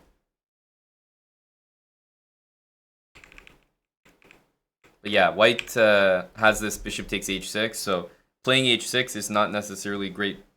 I mean, it's not like blunder, but it can be exploited later as well. And there's nothing more annoying than, like, I have this threat, then I have this threat. And then it's like, okay, you get my bishop off f4. Well, then I do something else. You challenge my bishop here. Okay, I have bishop e3, and then now I have bishop f4, and now I can make another move. So it just feels like white's always pushing forward. But yeah, I mean, to the point where in this position, I was considering playing bishop g5, but bishop g5 is only maybe to encourage h6, because after h6, I wouldn't even take this. I think that's a bad move. Terrible.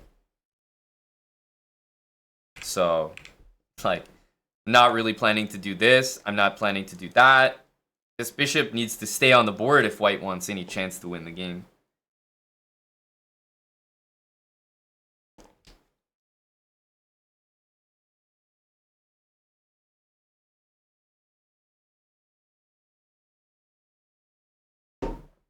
But you played 97 there, Wild Hacks. That was a great sign. You got the position you're supposed to get, right? Did it properly. So that's an improvement, right? You're supposed to be here. This is theory. This is good.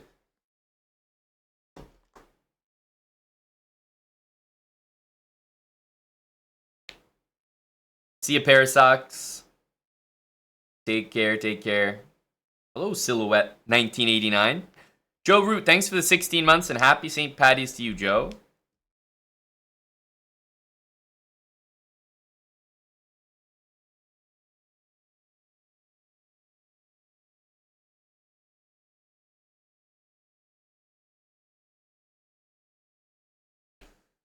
Hello, Lally.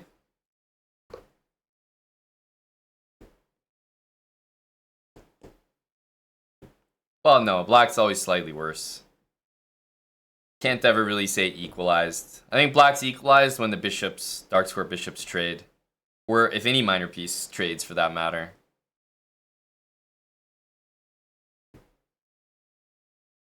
But just because you have an equalized doesn't mean it's bad.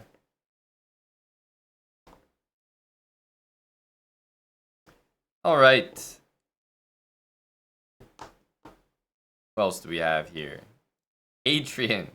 Good luck, man. 2200.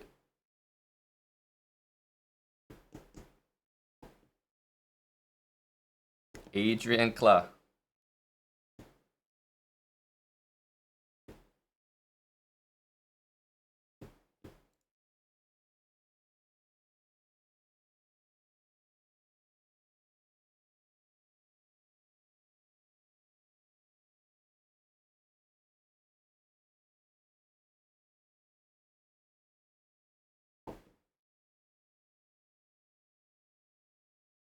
We'll see if he wants to go, yeah, d6 or to push a bit more.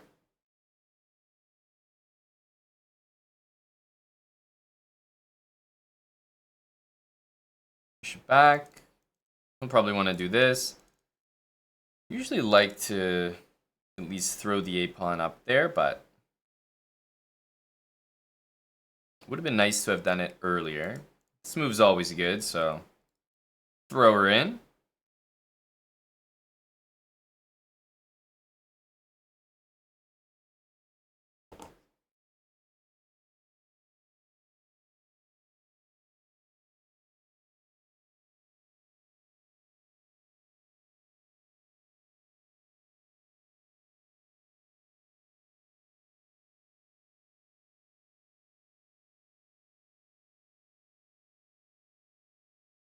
Maybe we can keep chucking some pawns forward, gain some space.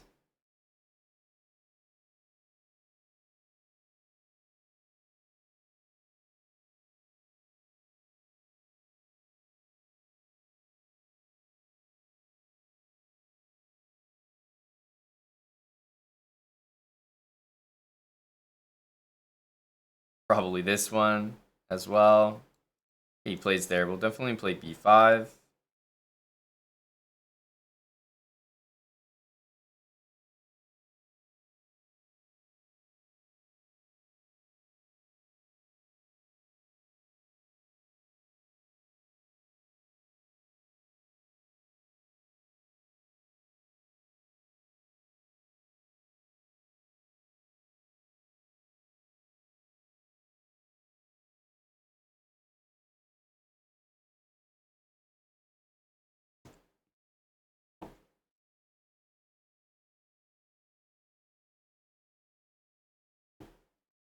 e5.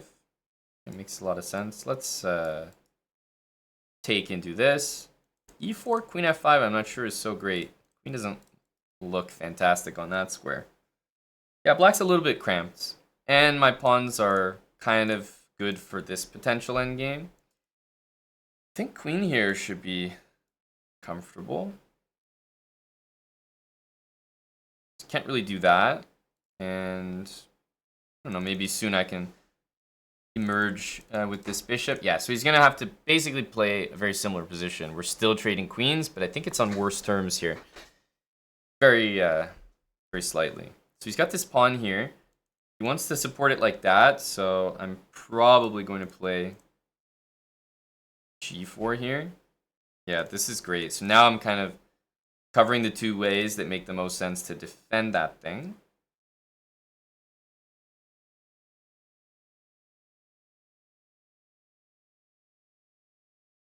King g2.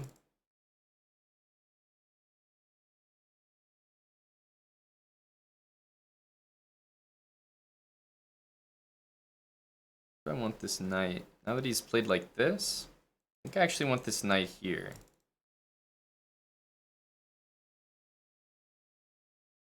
So yeah, f5. Be happy to take and maybe swing that there. My king probably to e2, although f3 is another nice idea. Let's go here and just make this slightly more difficult to achieve. I want to tie the knight down there, and now I'm going to do this reroute of knight to c3, I think.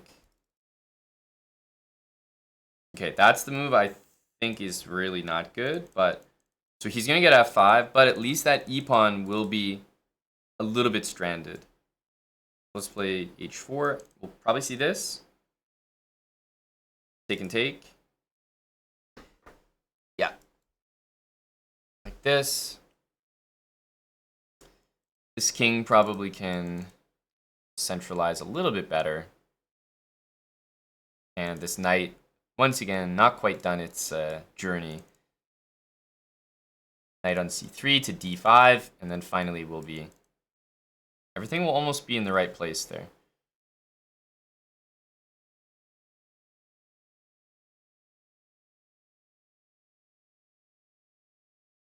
Okay. Really thinking about this. Let's challenge that one. I think I'll keep... Actually, no, we don't need to keep the pieces anymore. Now we can go for c5. Oh.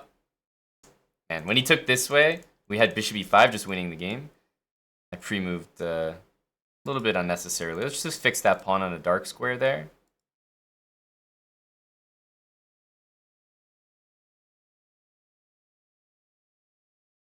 GG. Adrian, I think some pawns are going to drop here. You can't really keep this pawn and this pawn and this pawn. Like, meanwhile, everything in my position is kind of covered and just solid the whole way through. I shouldn't have pre-moved there. I realized it was possible he takes this way, which just wins the game. But oops. GG's Adrian. You kind of had everything covered, but maybe a slight misunderstanding here with the pawns, but I liked how you were always trying to get f5 in. You pretty much kept everything covered until the very end of the game, so it's not like you played poorly at all. Just white always had that little something, little bit of pressure. And probably here knight f6 was the only moment where things slipped a little bit because I got to play c5. Finally, I got to break through. Tough game indeed. Wild Hacks, 101 bits for the Karokan 101 we just went through. You're very welcome, sir. There was bishop takes g3 after bishop h6. Yeah, I saw that, but bishop g3 takes h6, takes f6, queen g3. I thought queen f1 or king f1, and like I lose a bunch of pawns, but I have an extra piece somewhere. I thought there was enough there. Rook takes c5 comes in. Huh?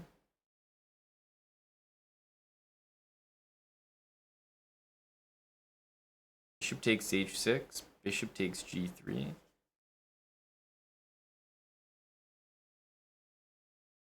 Wait, but after bishop takes g3...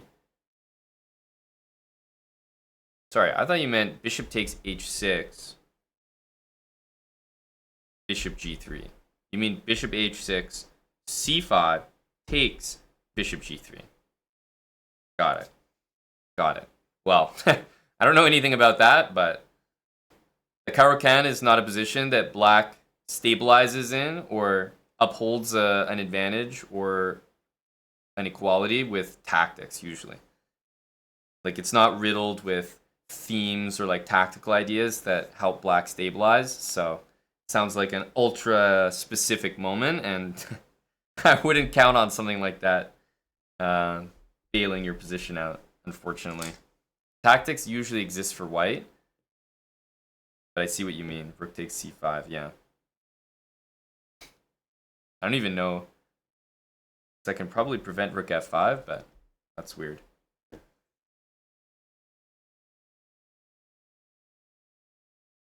Oh, thank you, Gory. Doing work still. Gory staying busy.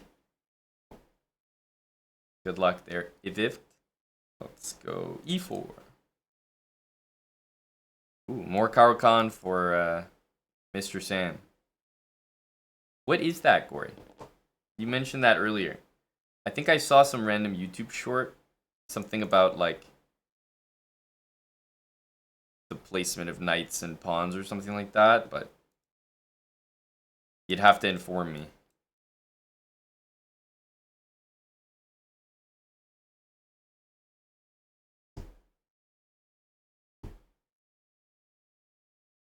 Bishop there.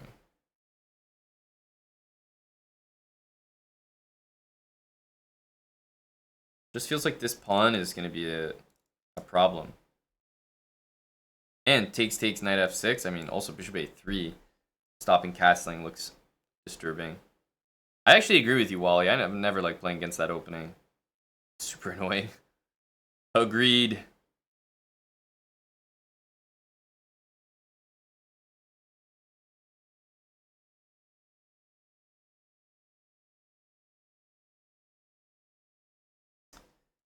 Yeah, I'll bring the knight back and play c3.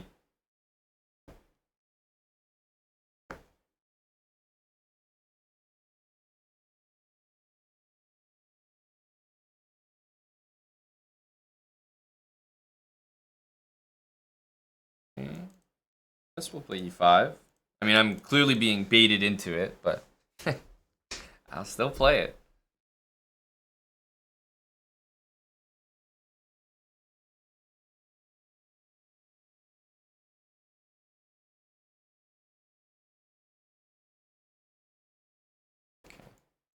stop any like weird things to h4 moves, and maybe get ready to play queen h5, which is always a nice move, I feel like.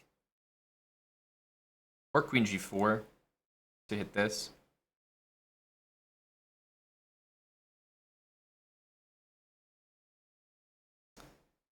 Yeah, if this pawn moves, that's probably the only thing that can really happen.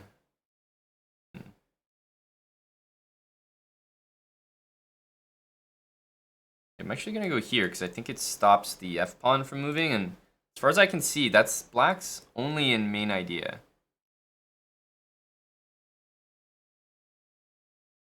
I like this because I don't think he can play f6. And then we can follow with the h-pawn.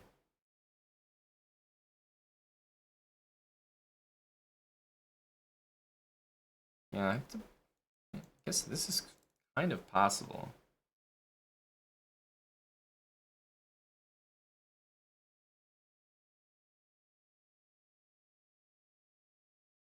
Yeah, I had to prevent this, actually.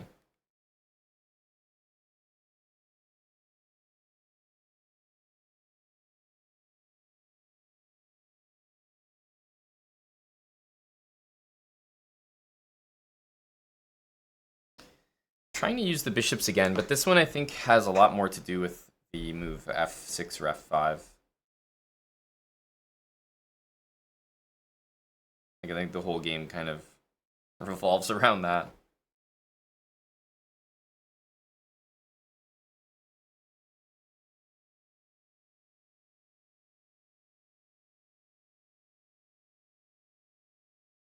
Let's go here. Now f6 is really like not that encouraged. I think this move's kind of whatever. That move is not whatever, but we'll see if we can work around it.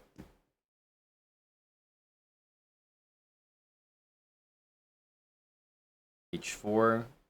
Still looks like these moves are tough to play. I'm doing my best to keep them, like, hold them back. Okay. Don't get that. It's a free knight.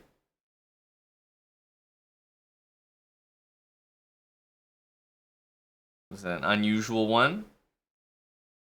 Even if the knight could take, I don't really understand it. There's a lot of moves now. Bishop h6, bishop f6, knight f6, knight g7, like tons of stuff all of a sudden.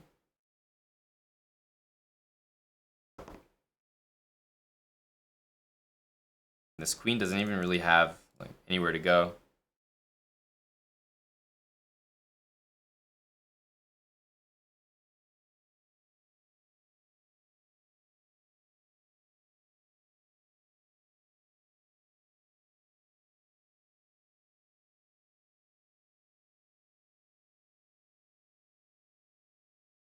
Can take to have the pawn take back, and then probably king g2.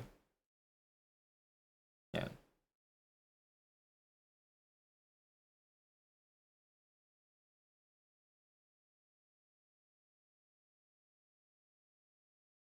Rook g8 will just take here, and rook here drops that.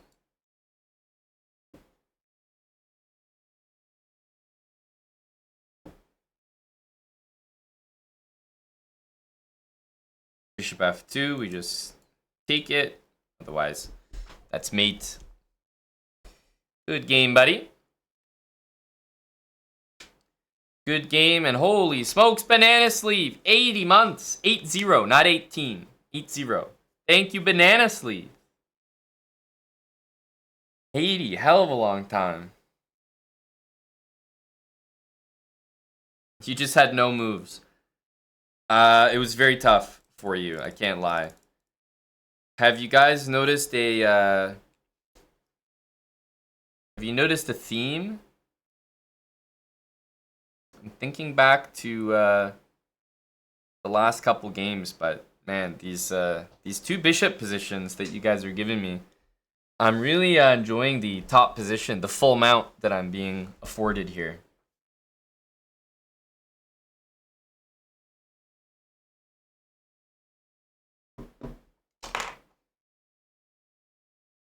So yeah, no moves, but also a tough no moves position. 2 bishops will, in the hands of someone that knows how to use them, which maybe here I do, but against a stronger player, it probably would not seem that way. But the 2 bishops handed to any, I want to say IM or GM, but really, I feel like that technique comes with GM. Like, you'll see some IMs, maybe that can work the bishops pretty well, but it's almost a GM exclusive thing. Yeah, exactly, Eddie. For sure, anyone under IM doesn't really have the, I don't know, the experience or the capability to use the bishops properly. But a strong IM, like working on chess, about to become a GM, absolutely.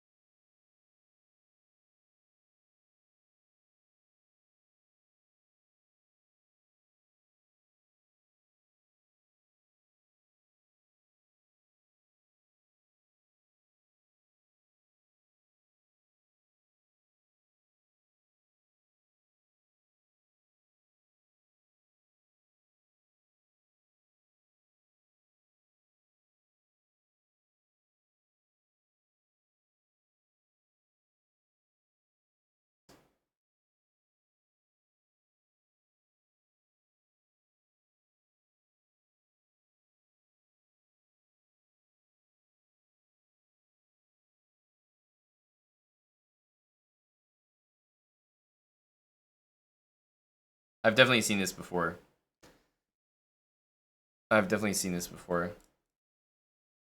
You did chicken pants. Sounds familiar. Unfortunately, I think within like a couple seconds into the video, it was already like hanging. Like, I can't take this seriously. a funny little short, but at least, dude, like F3 here or something. Like, you're not even gonna defend the pawn. I mean, you're just KO'd after pawn takes pawn. Literally 0 people will let this happen. Knight d2, then they take. I mean, this is such a hyper-specific thing. You need your opponent to just be completely AFK brain, like not taking a single one of your pieces.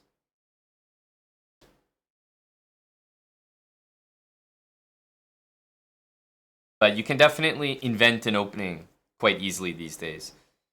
Are you saying we should invent another opening, Gory?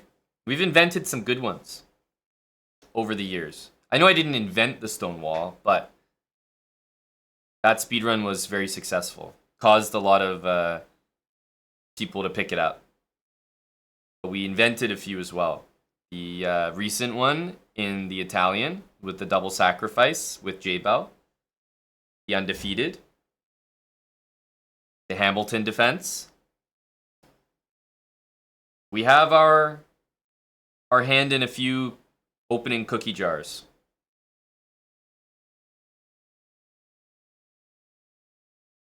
So you're saying we need to invent another one, Gory? People have already forgotten about our genius? Other creators are moving in with the cock and balls opening. We need to annex some market share there. All right. Have a bigger presence in the invention market.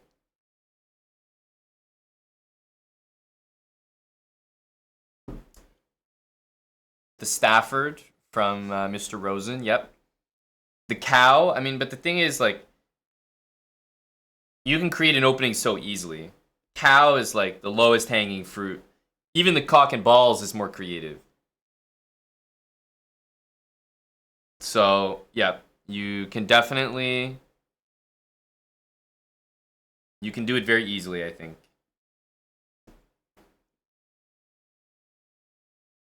So, yep, we'll workshop something. I'll take a short break and be right back for a big brainstorming session with Gory. Hope you guys are having a great St. Paddy's Day.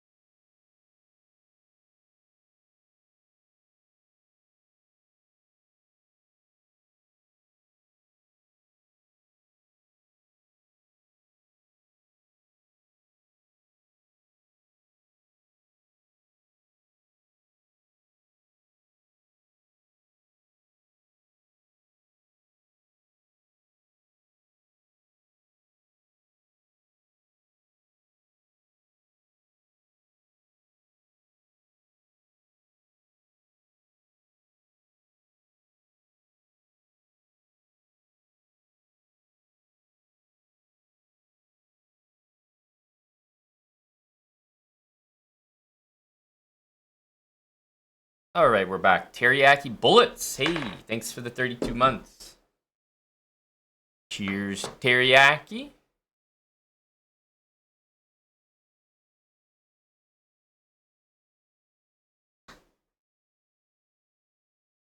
Let me find a good set here. So what's the word, Gory? What are we going to invent? In my opinion, nothing catches on unless you can get it often. The undefeated that I had is great because most of the time you actually get it. It's crazy, even though it's many, many, many moves. It has to be something that you can reliably get. Otherwise, people aren't that interested. It's like, oh, you named something that's so niche that it hardly ever comes up. You know? Oh, we can check that right now. Wild hacks. Let's have a peek.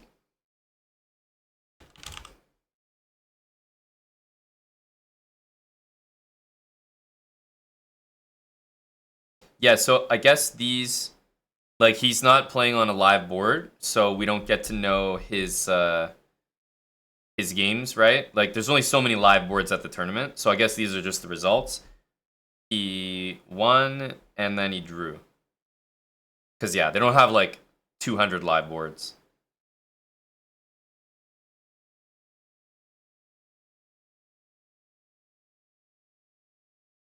There is the Hamilton defense. Absolutely, Jingo. I mentioned that when we were talking about openings. And that's great. It wasn't named, and it only takes 3 moves, you know? And it's like in a main opening, so very easy to achieve. So that's a great one. That's a great one.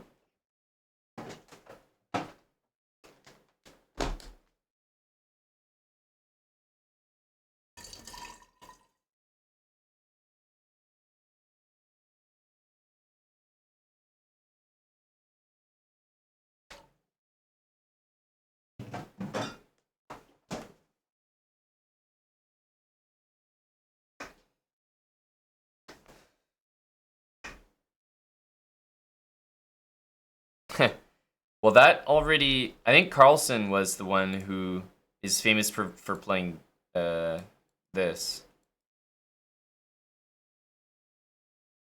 But there was also a chess master, or maybe like maybe 2000 expert level player when I was growing up. He always used to play this, and you know, people would like go like this, like try to immediately punish it. And you play like d5, you like go here, you give the bishop up, and most people don't know how to play like against it, so you just kind of like develop, and black gets a really easy like game like this where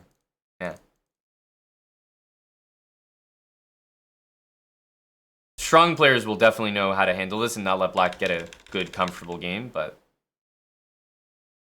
let me see their fish. I don't think 2.5 out of 4 will put him on BGT, Sam, but we'll see. He's playing 1900, so I highly doubt it.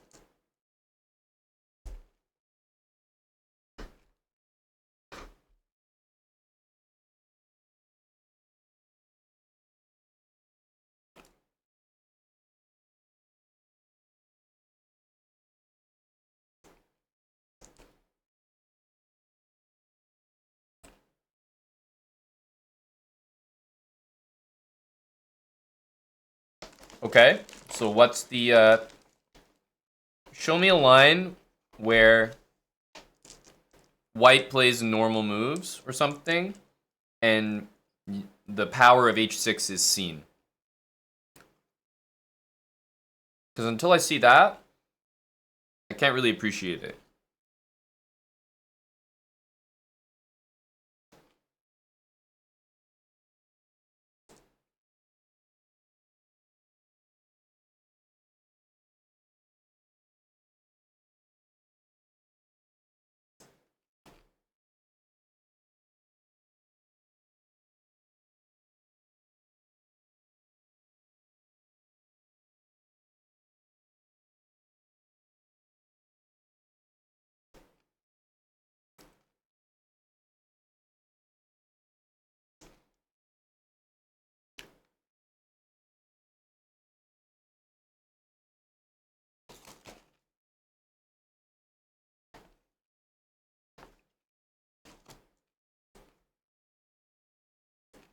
So if knight f3, what are you doing? I'm just trying to understand, like, is the point that you have some, like, bishop h7? Is the point you're playing g5 at some point? Is there some line where covering knight g5 is valuable?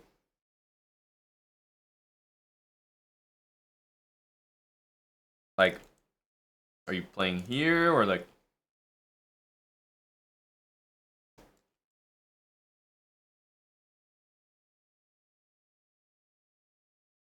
Like this, for example?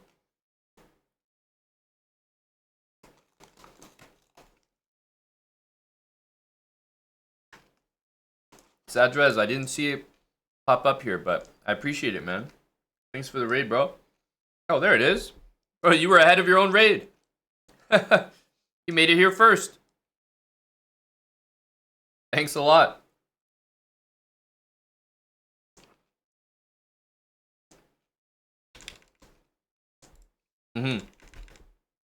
So...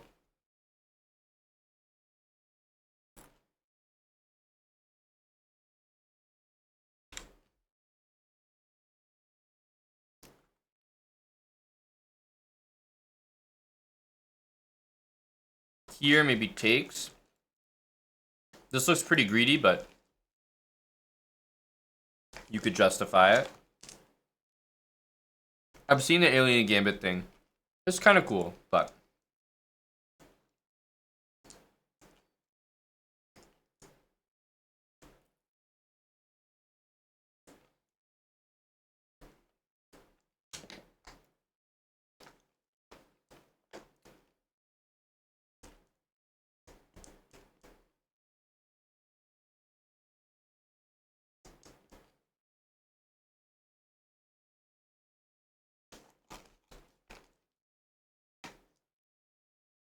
I mean, it looks bad for sure, but a lot of people don't plan to give up the pawn. And so lines like this are pretty annoying for people. Plus, in a blitz game, it's always nice to be up a pawn.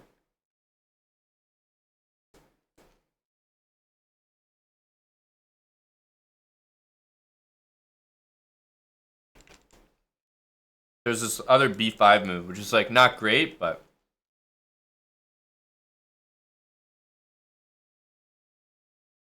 It has some funny lines.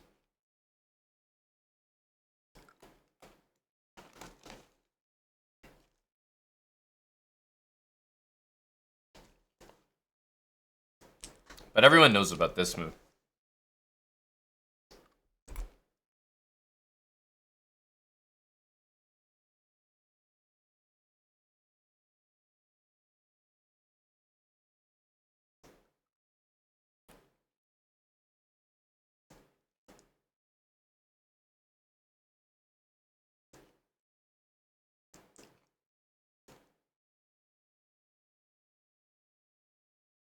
Yeah, it's mostly stronger players that play this, because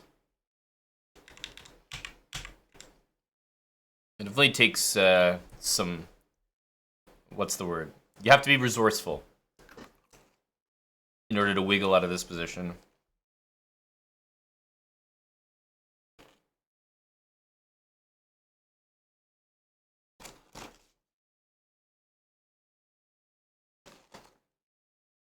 Yeah, like I said, this is not a discovery of any sort. It's reasonably well known.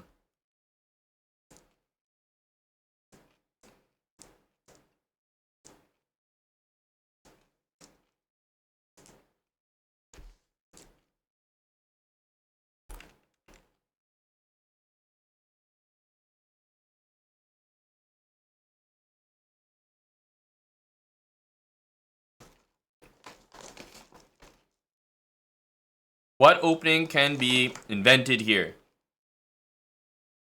I feel like everyone plays the Caro-Kann. Could be for white as well, but...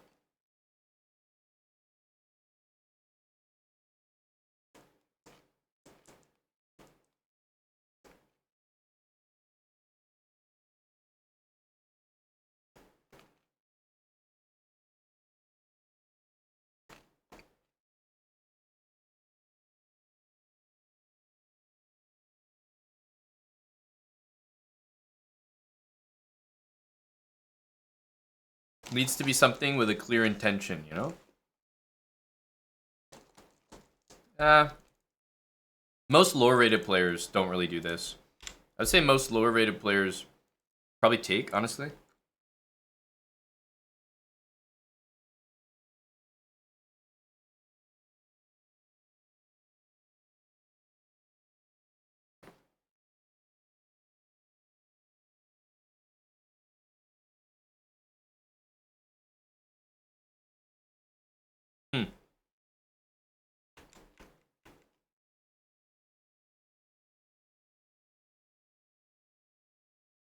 Because, like, we can sit here and just be like,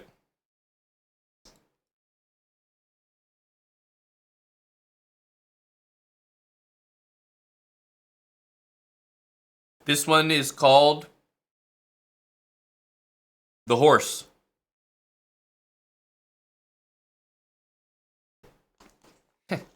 Who cares? Needs some, like, real... There needs to be something about it.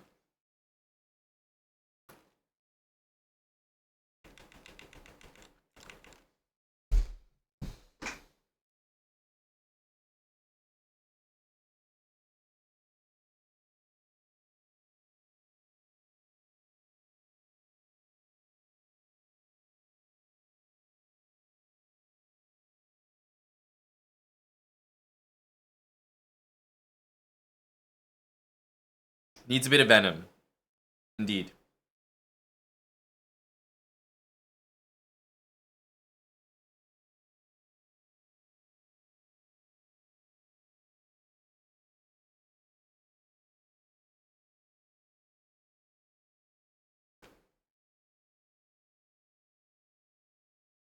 E3, knight e2, b3, c4.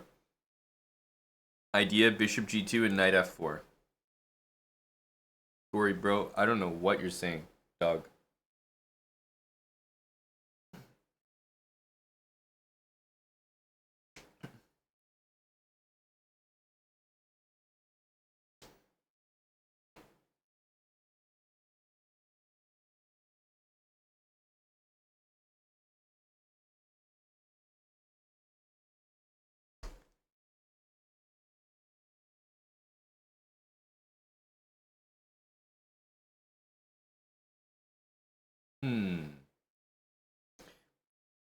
This is our time. This is our moment.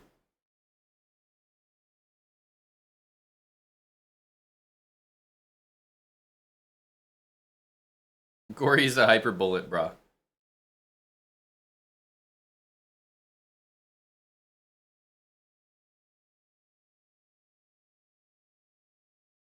Maybe we could pay homage to Kitty Kitty Hissis with the Coco Mariov.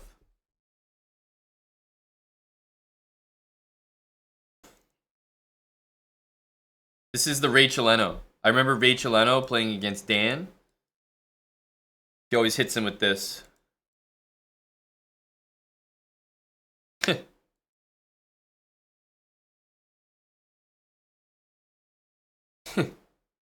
Go Ray.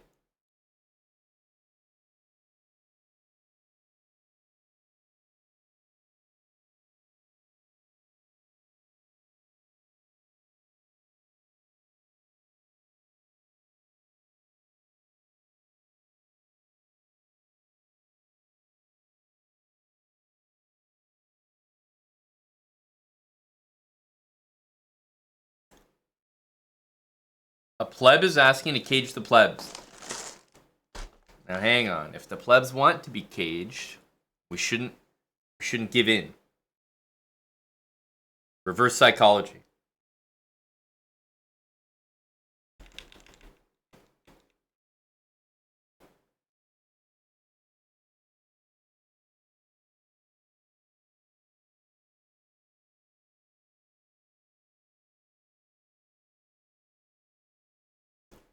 I mean, this was a good one we came up with. The Jerome. And then to improve on the Jerome, we also have this one with knight g5. So we have some good options in e4.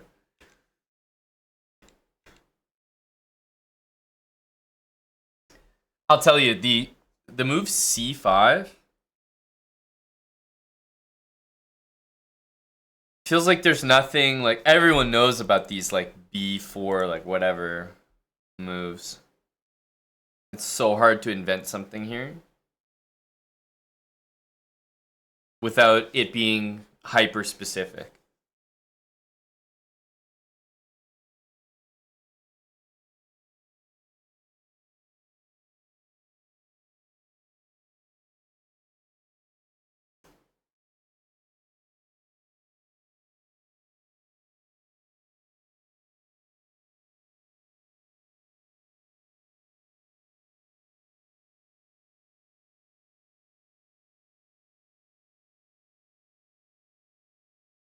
Yeah, but I mean, even now, playing g4 or h4 randomly in the Sicilian is almost fashionable. Like, I feel like you can play g4, h4 in any Sicilian nowadays, and it's like a top move. c4 is a move. Not a tremendous one, but it's a move. Hello, Nitsid Prime.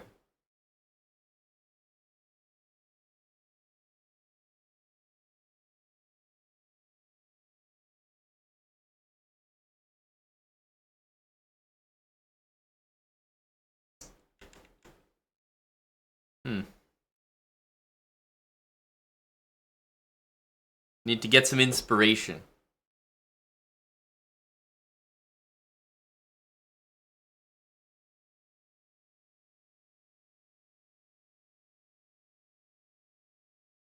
Yeah, I mean that's your buddy Big Dill, Dustin.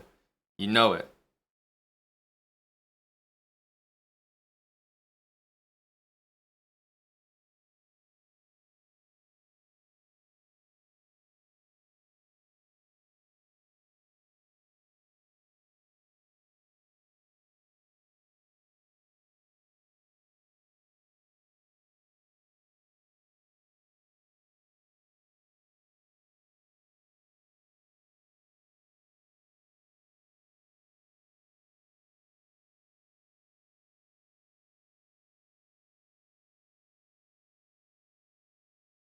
Create an opening with c3.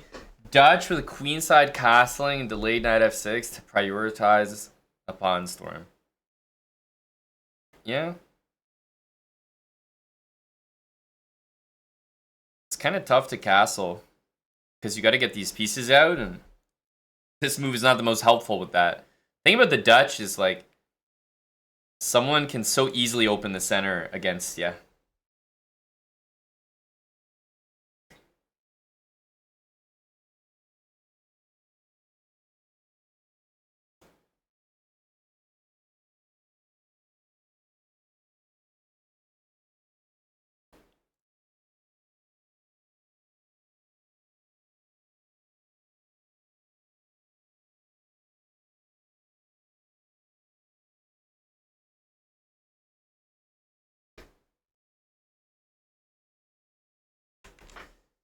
Huh.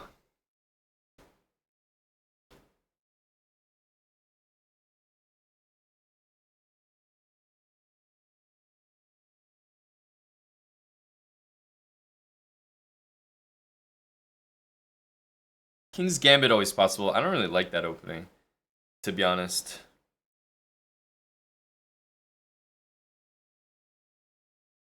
Oh, just trying to create something new, Bronislawa. When we brainstorm, we usually come up with something, but it can take a while. Not necessarily speedrun ideas. I mean, it could be, but more like the next cool opening.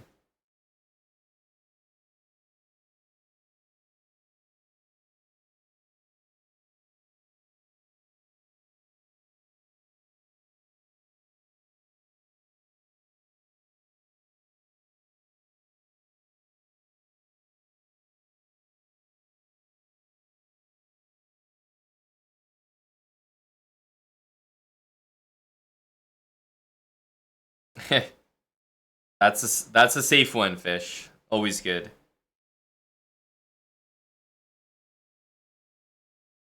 Only moving the B and G pawns only one spot? You mean a double fianchetto?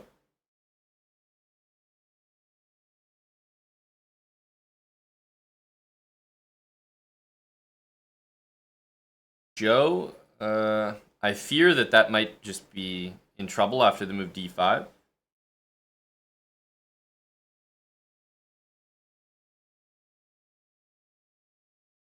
Oh, yeah, you mean g3, f3, e3, d3, c3, b3?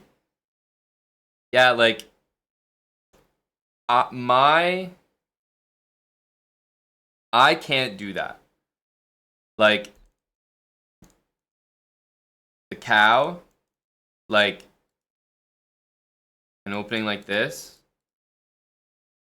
I can't sit here and say that this is an opening and give it a name and just like go make it popular. Haha, jokester. It's just I can't do that. My body won't let me. The creativity is just way too low. It's, I would be embarrassed.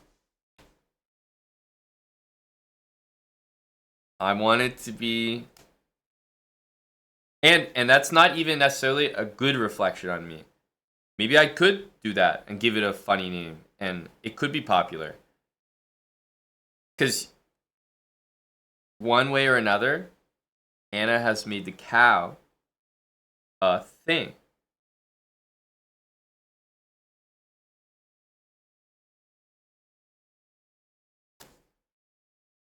Tip my hat to that. So even at the risk of missing out on maybe creating something that people might play, I just couldn't do it. Well, I couldn't.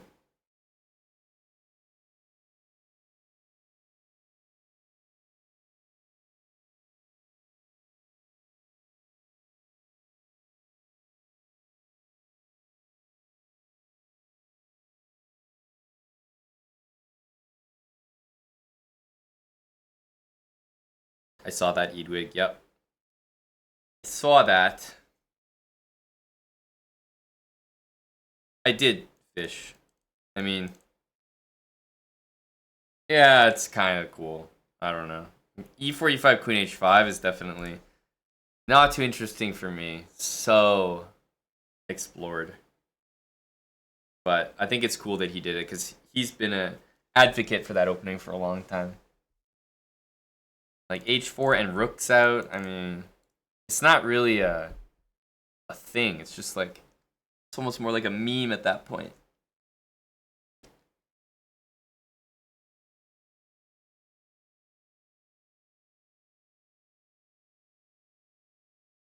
I had something from a while ago, which I've always mentioned is truly one of the toughest challenges, even if you're playing a weaker player.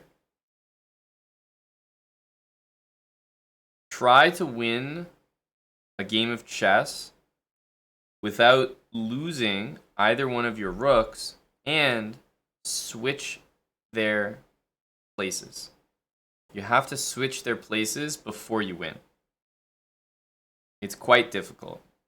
I've had that challenge for quite a while. So to successfully switch like this rook here and that rook there without losing either rook or trading either rook and also win the game is more difficult than you think.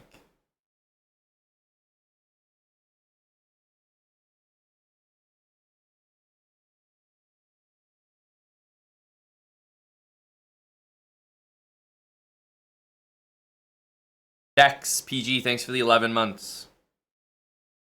I also had the Canadian defense. The Canadian defense was you can only move pawns and knights.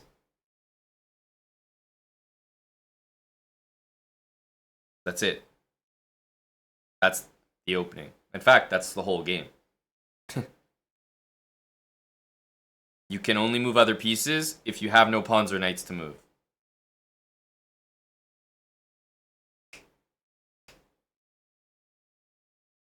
It is an RCMP joke. Exactly. Mounted police and Nerf guns. You can only promote pawns to knights, though, Jingo. But yes.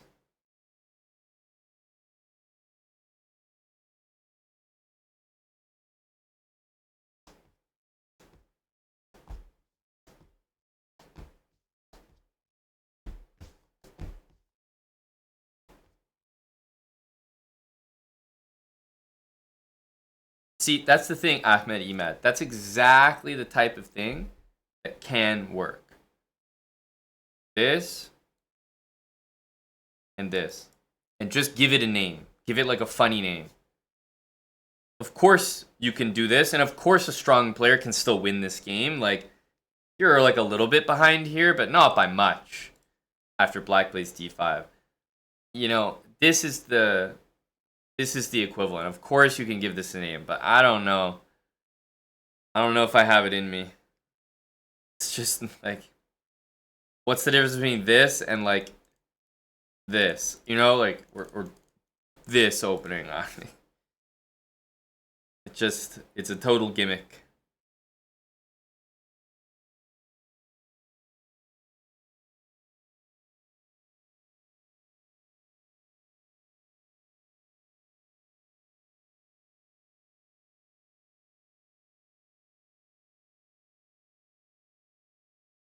Exactly, Java. Those are my favorite. My absolute favorite is to create something in an opening that people think is like well known and yada yada yada. These are like the normal moves, and then you hit them with a move that's different, unexpected, unexplored, and not good.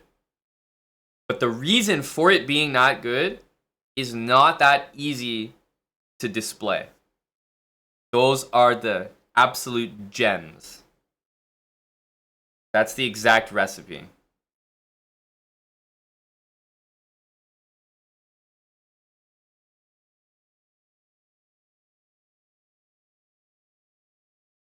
Expend, yeah. Could try to improve the Jerome, but the Jerome's kind of just good as it is. Like, it's still playable, even though people have like done some, like, now they expect it maybe a bit more. Jerome is still very playable in my opinion. Like, yeah, but it scores well, Fish, because it mostly, there's a lot of times where it just transposes to d4, right? I'm not sure. I would need to know the setup that you're going for after that that makes it unique and that you can do that setup every time. I've actually played that over the board, by the way, with a lot of success.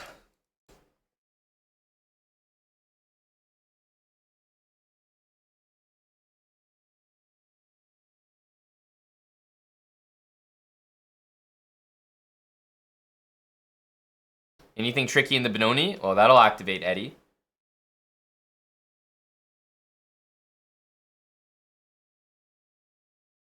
Well, you could Fish, right? Like, you could go like this and get a setup, but then I'm like, is that really a unique setup? It's just like a normal thing, right?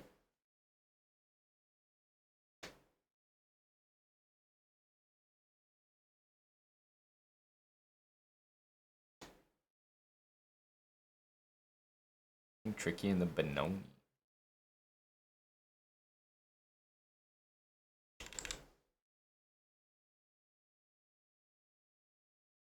It feels like there's so many lines. Like, you'd have to come up with something quite new. Like, the coolest thing that people did in the Benoni, like, semi recently, I feel like, in this H3 line.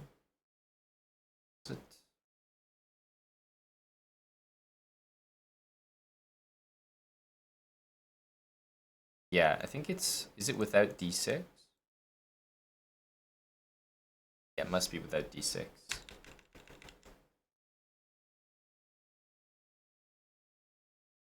Bishop here, there's e5. I have to look at it this way in order to remember.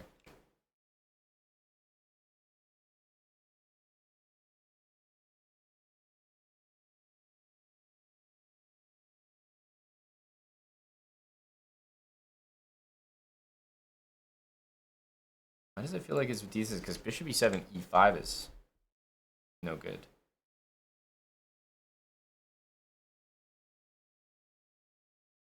Is it queen a5? I'm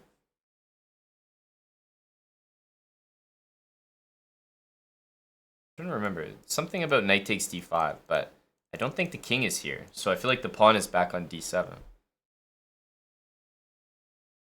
Yeah, it's not in the Benoni. It's in the Benko.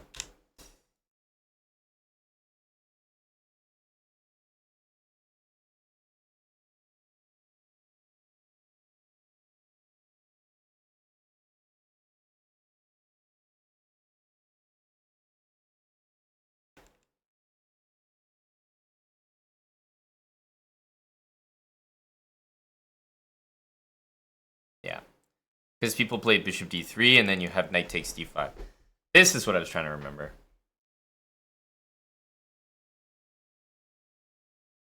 And there's not really a good way to deal with this.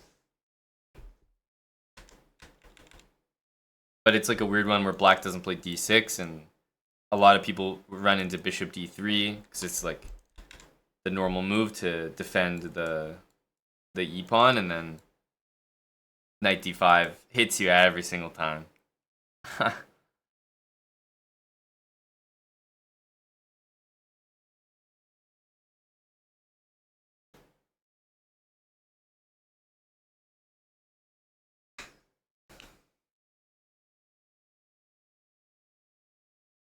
What's my opinion on the cow opening? I like the marketing behind it more than I like the opening. Put it that way.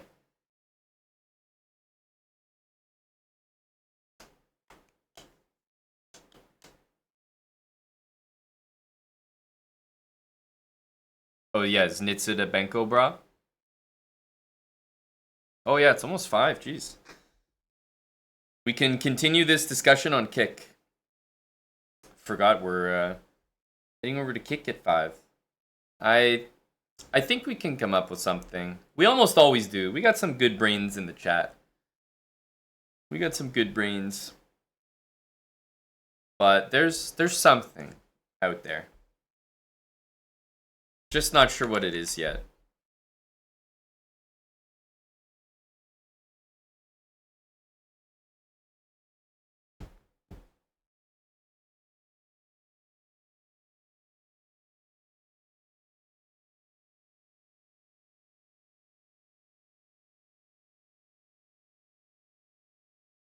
What's that one, Brian? Maybe tell us on Kick. Yeah, we're gonna head over. Kick.com/chessbra. Gonna continue our St. Paddy's Day stream, but it might get friskier as the day goes on, so best to just settle into Kick ahead of time. Congrats on the new Blitz high, Sphinxy. Matthias? I might have to take a look at that. Yo, 2200 new high for Sphinxy. Let's go.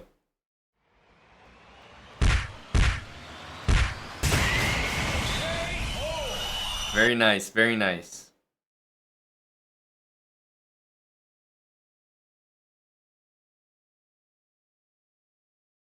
Matthias, Brian, hold those thoughts. Let's explore them on Kick. The link's in the chat there, kick.com/chessbra. Pushing for 10,000 subs. And we stream even more there than we do here. So it's a good place to follow if you're looking for more content, whether it's YouTube or just streams, live streams. If you're following Twitch, following Kick, in our Discord, subscribe to the YouTube. We have many YouTube channels. Then I think that's a good mix. You'll be good on content if you're doing all that. But you're missing a lot if you're not following on Kick. So I'm just going to end the stream and start it up in about 30 seconds there. Hope you guys join me there because I need some help finding something new and fresh that we can hopefully invent together and take over with. I think we can do something. It's St. Paddy's Day as well, so going to continue.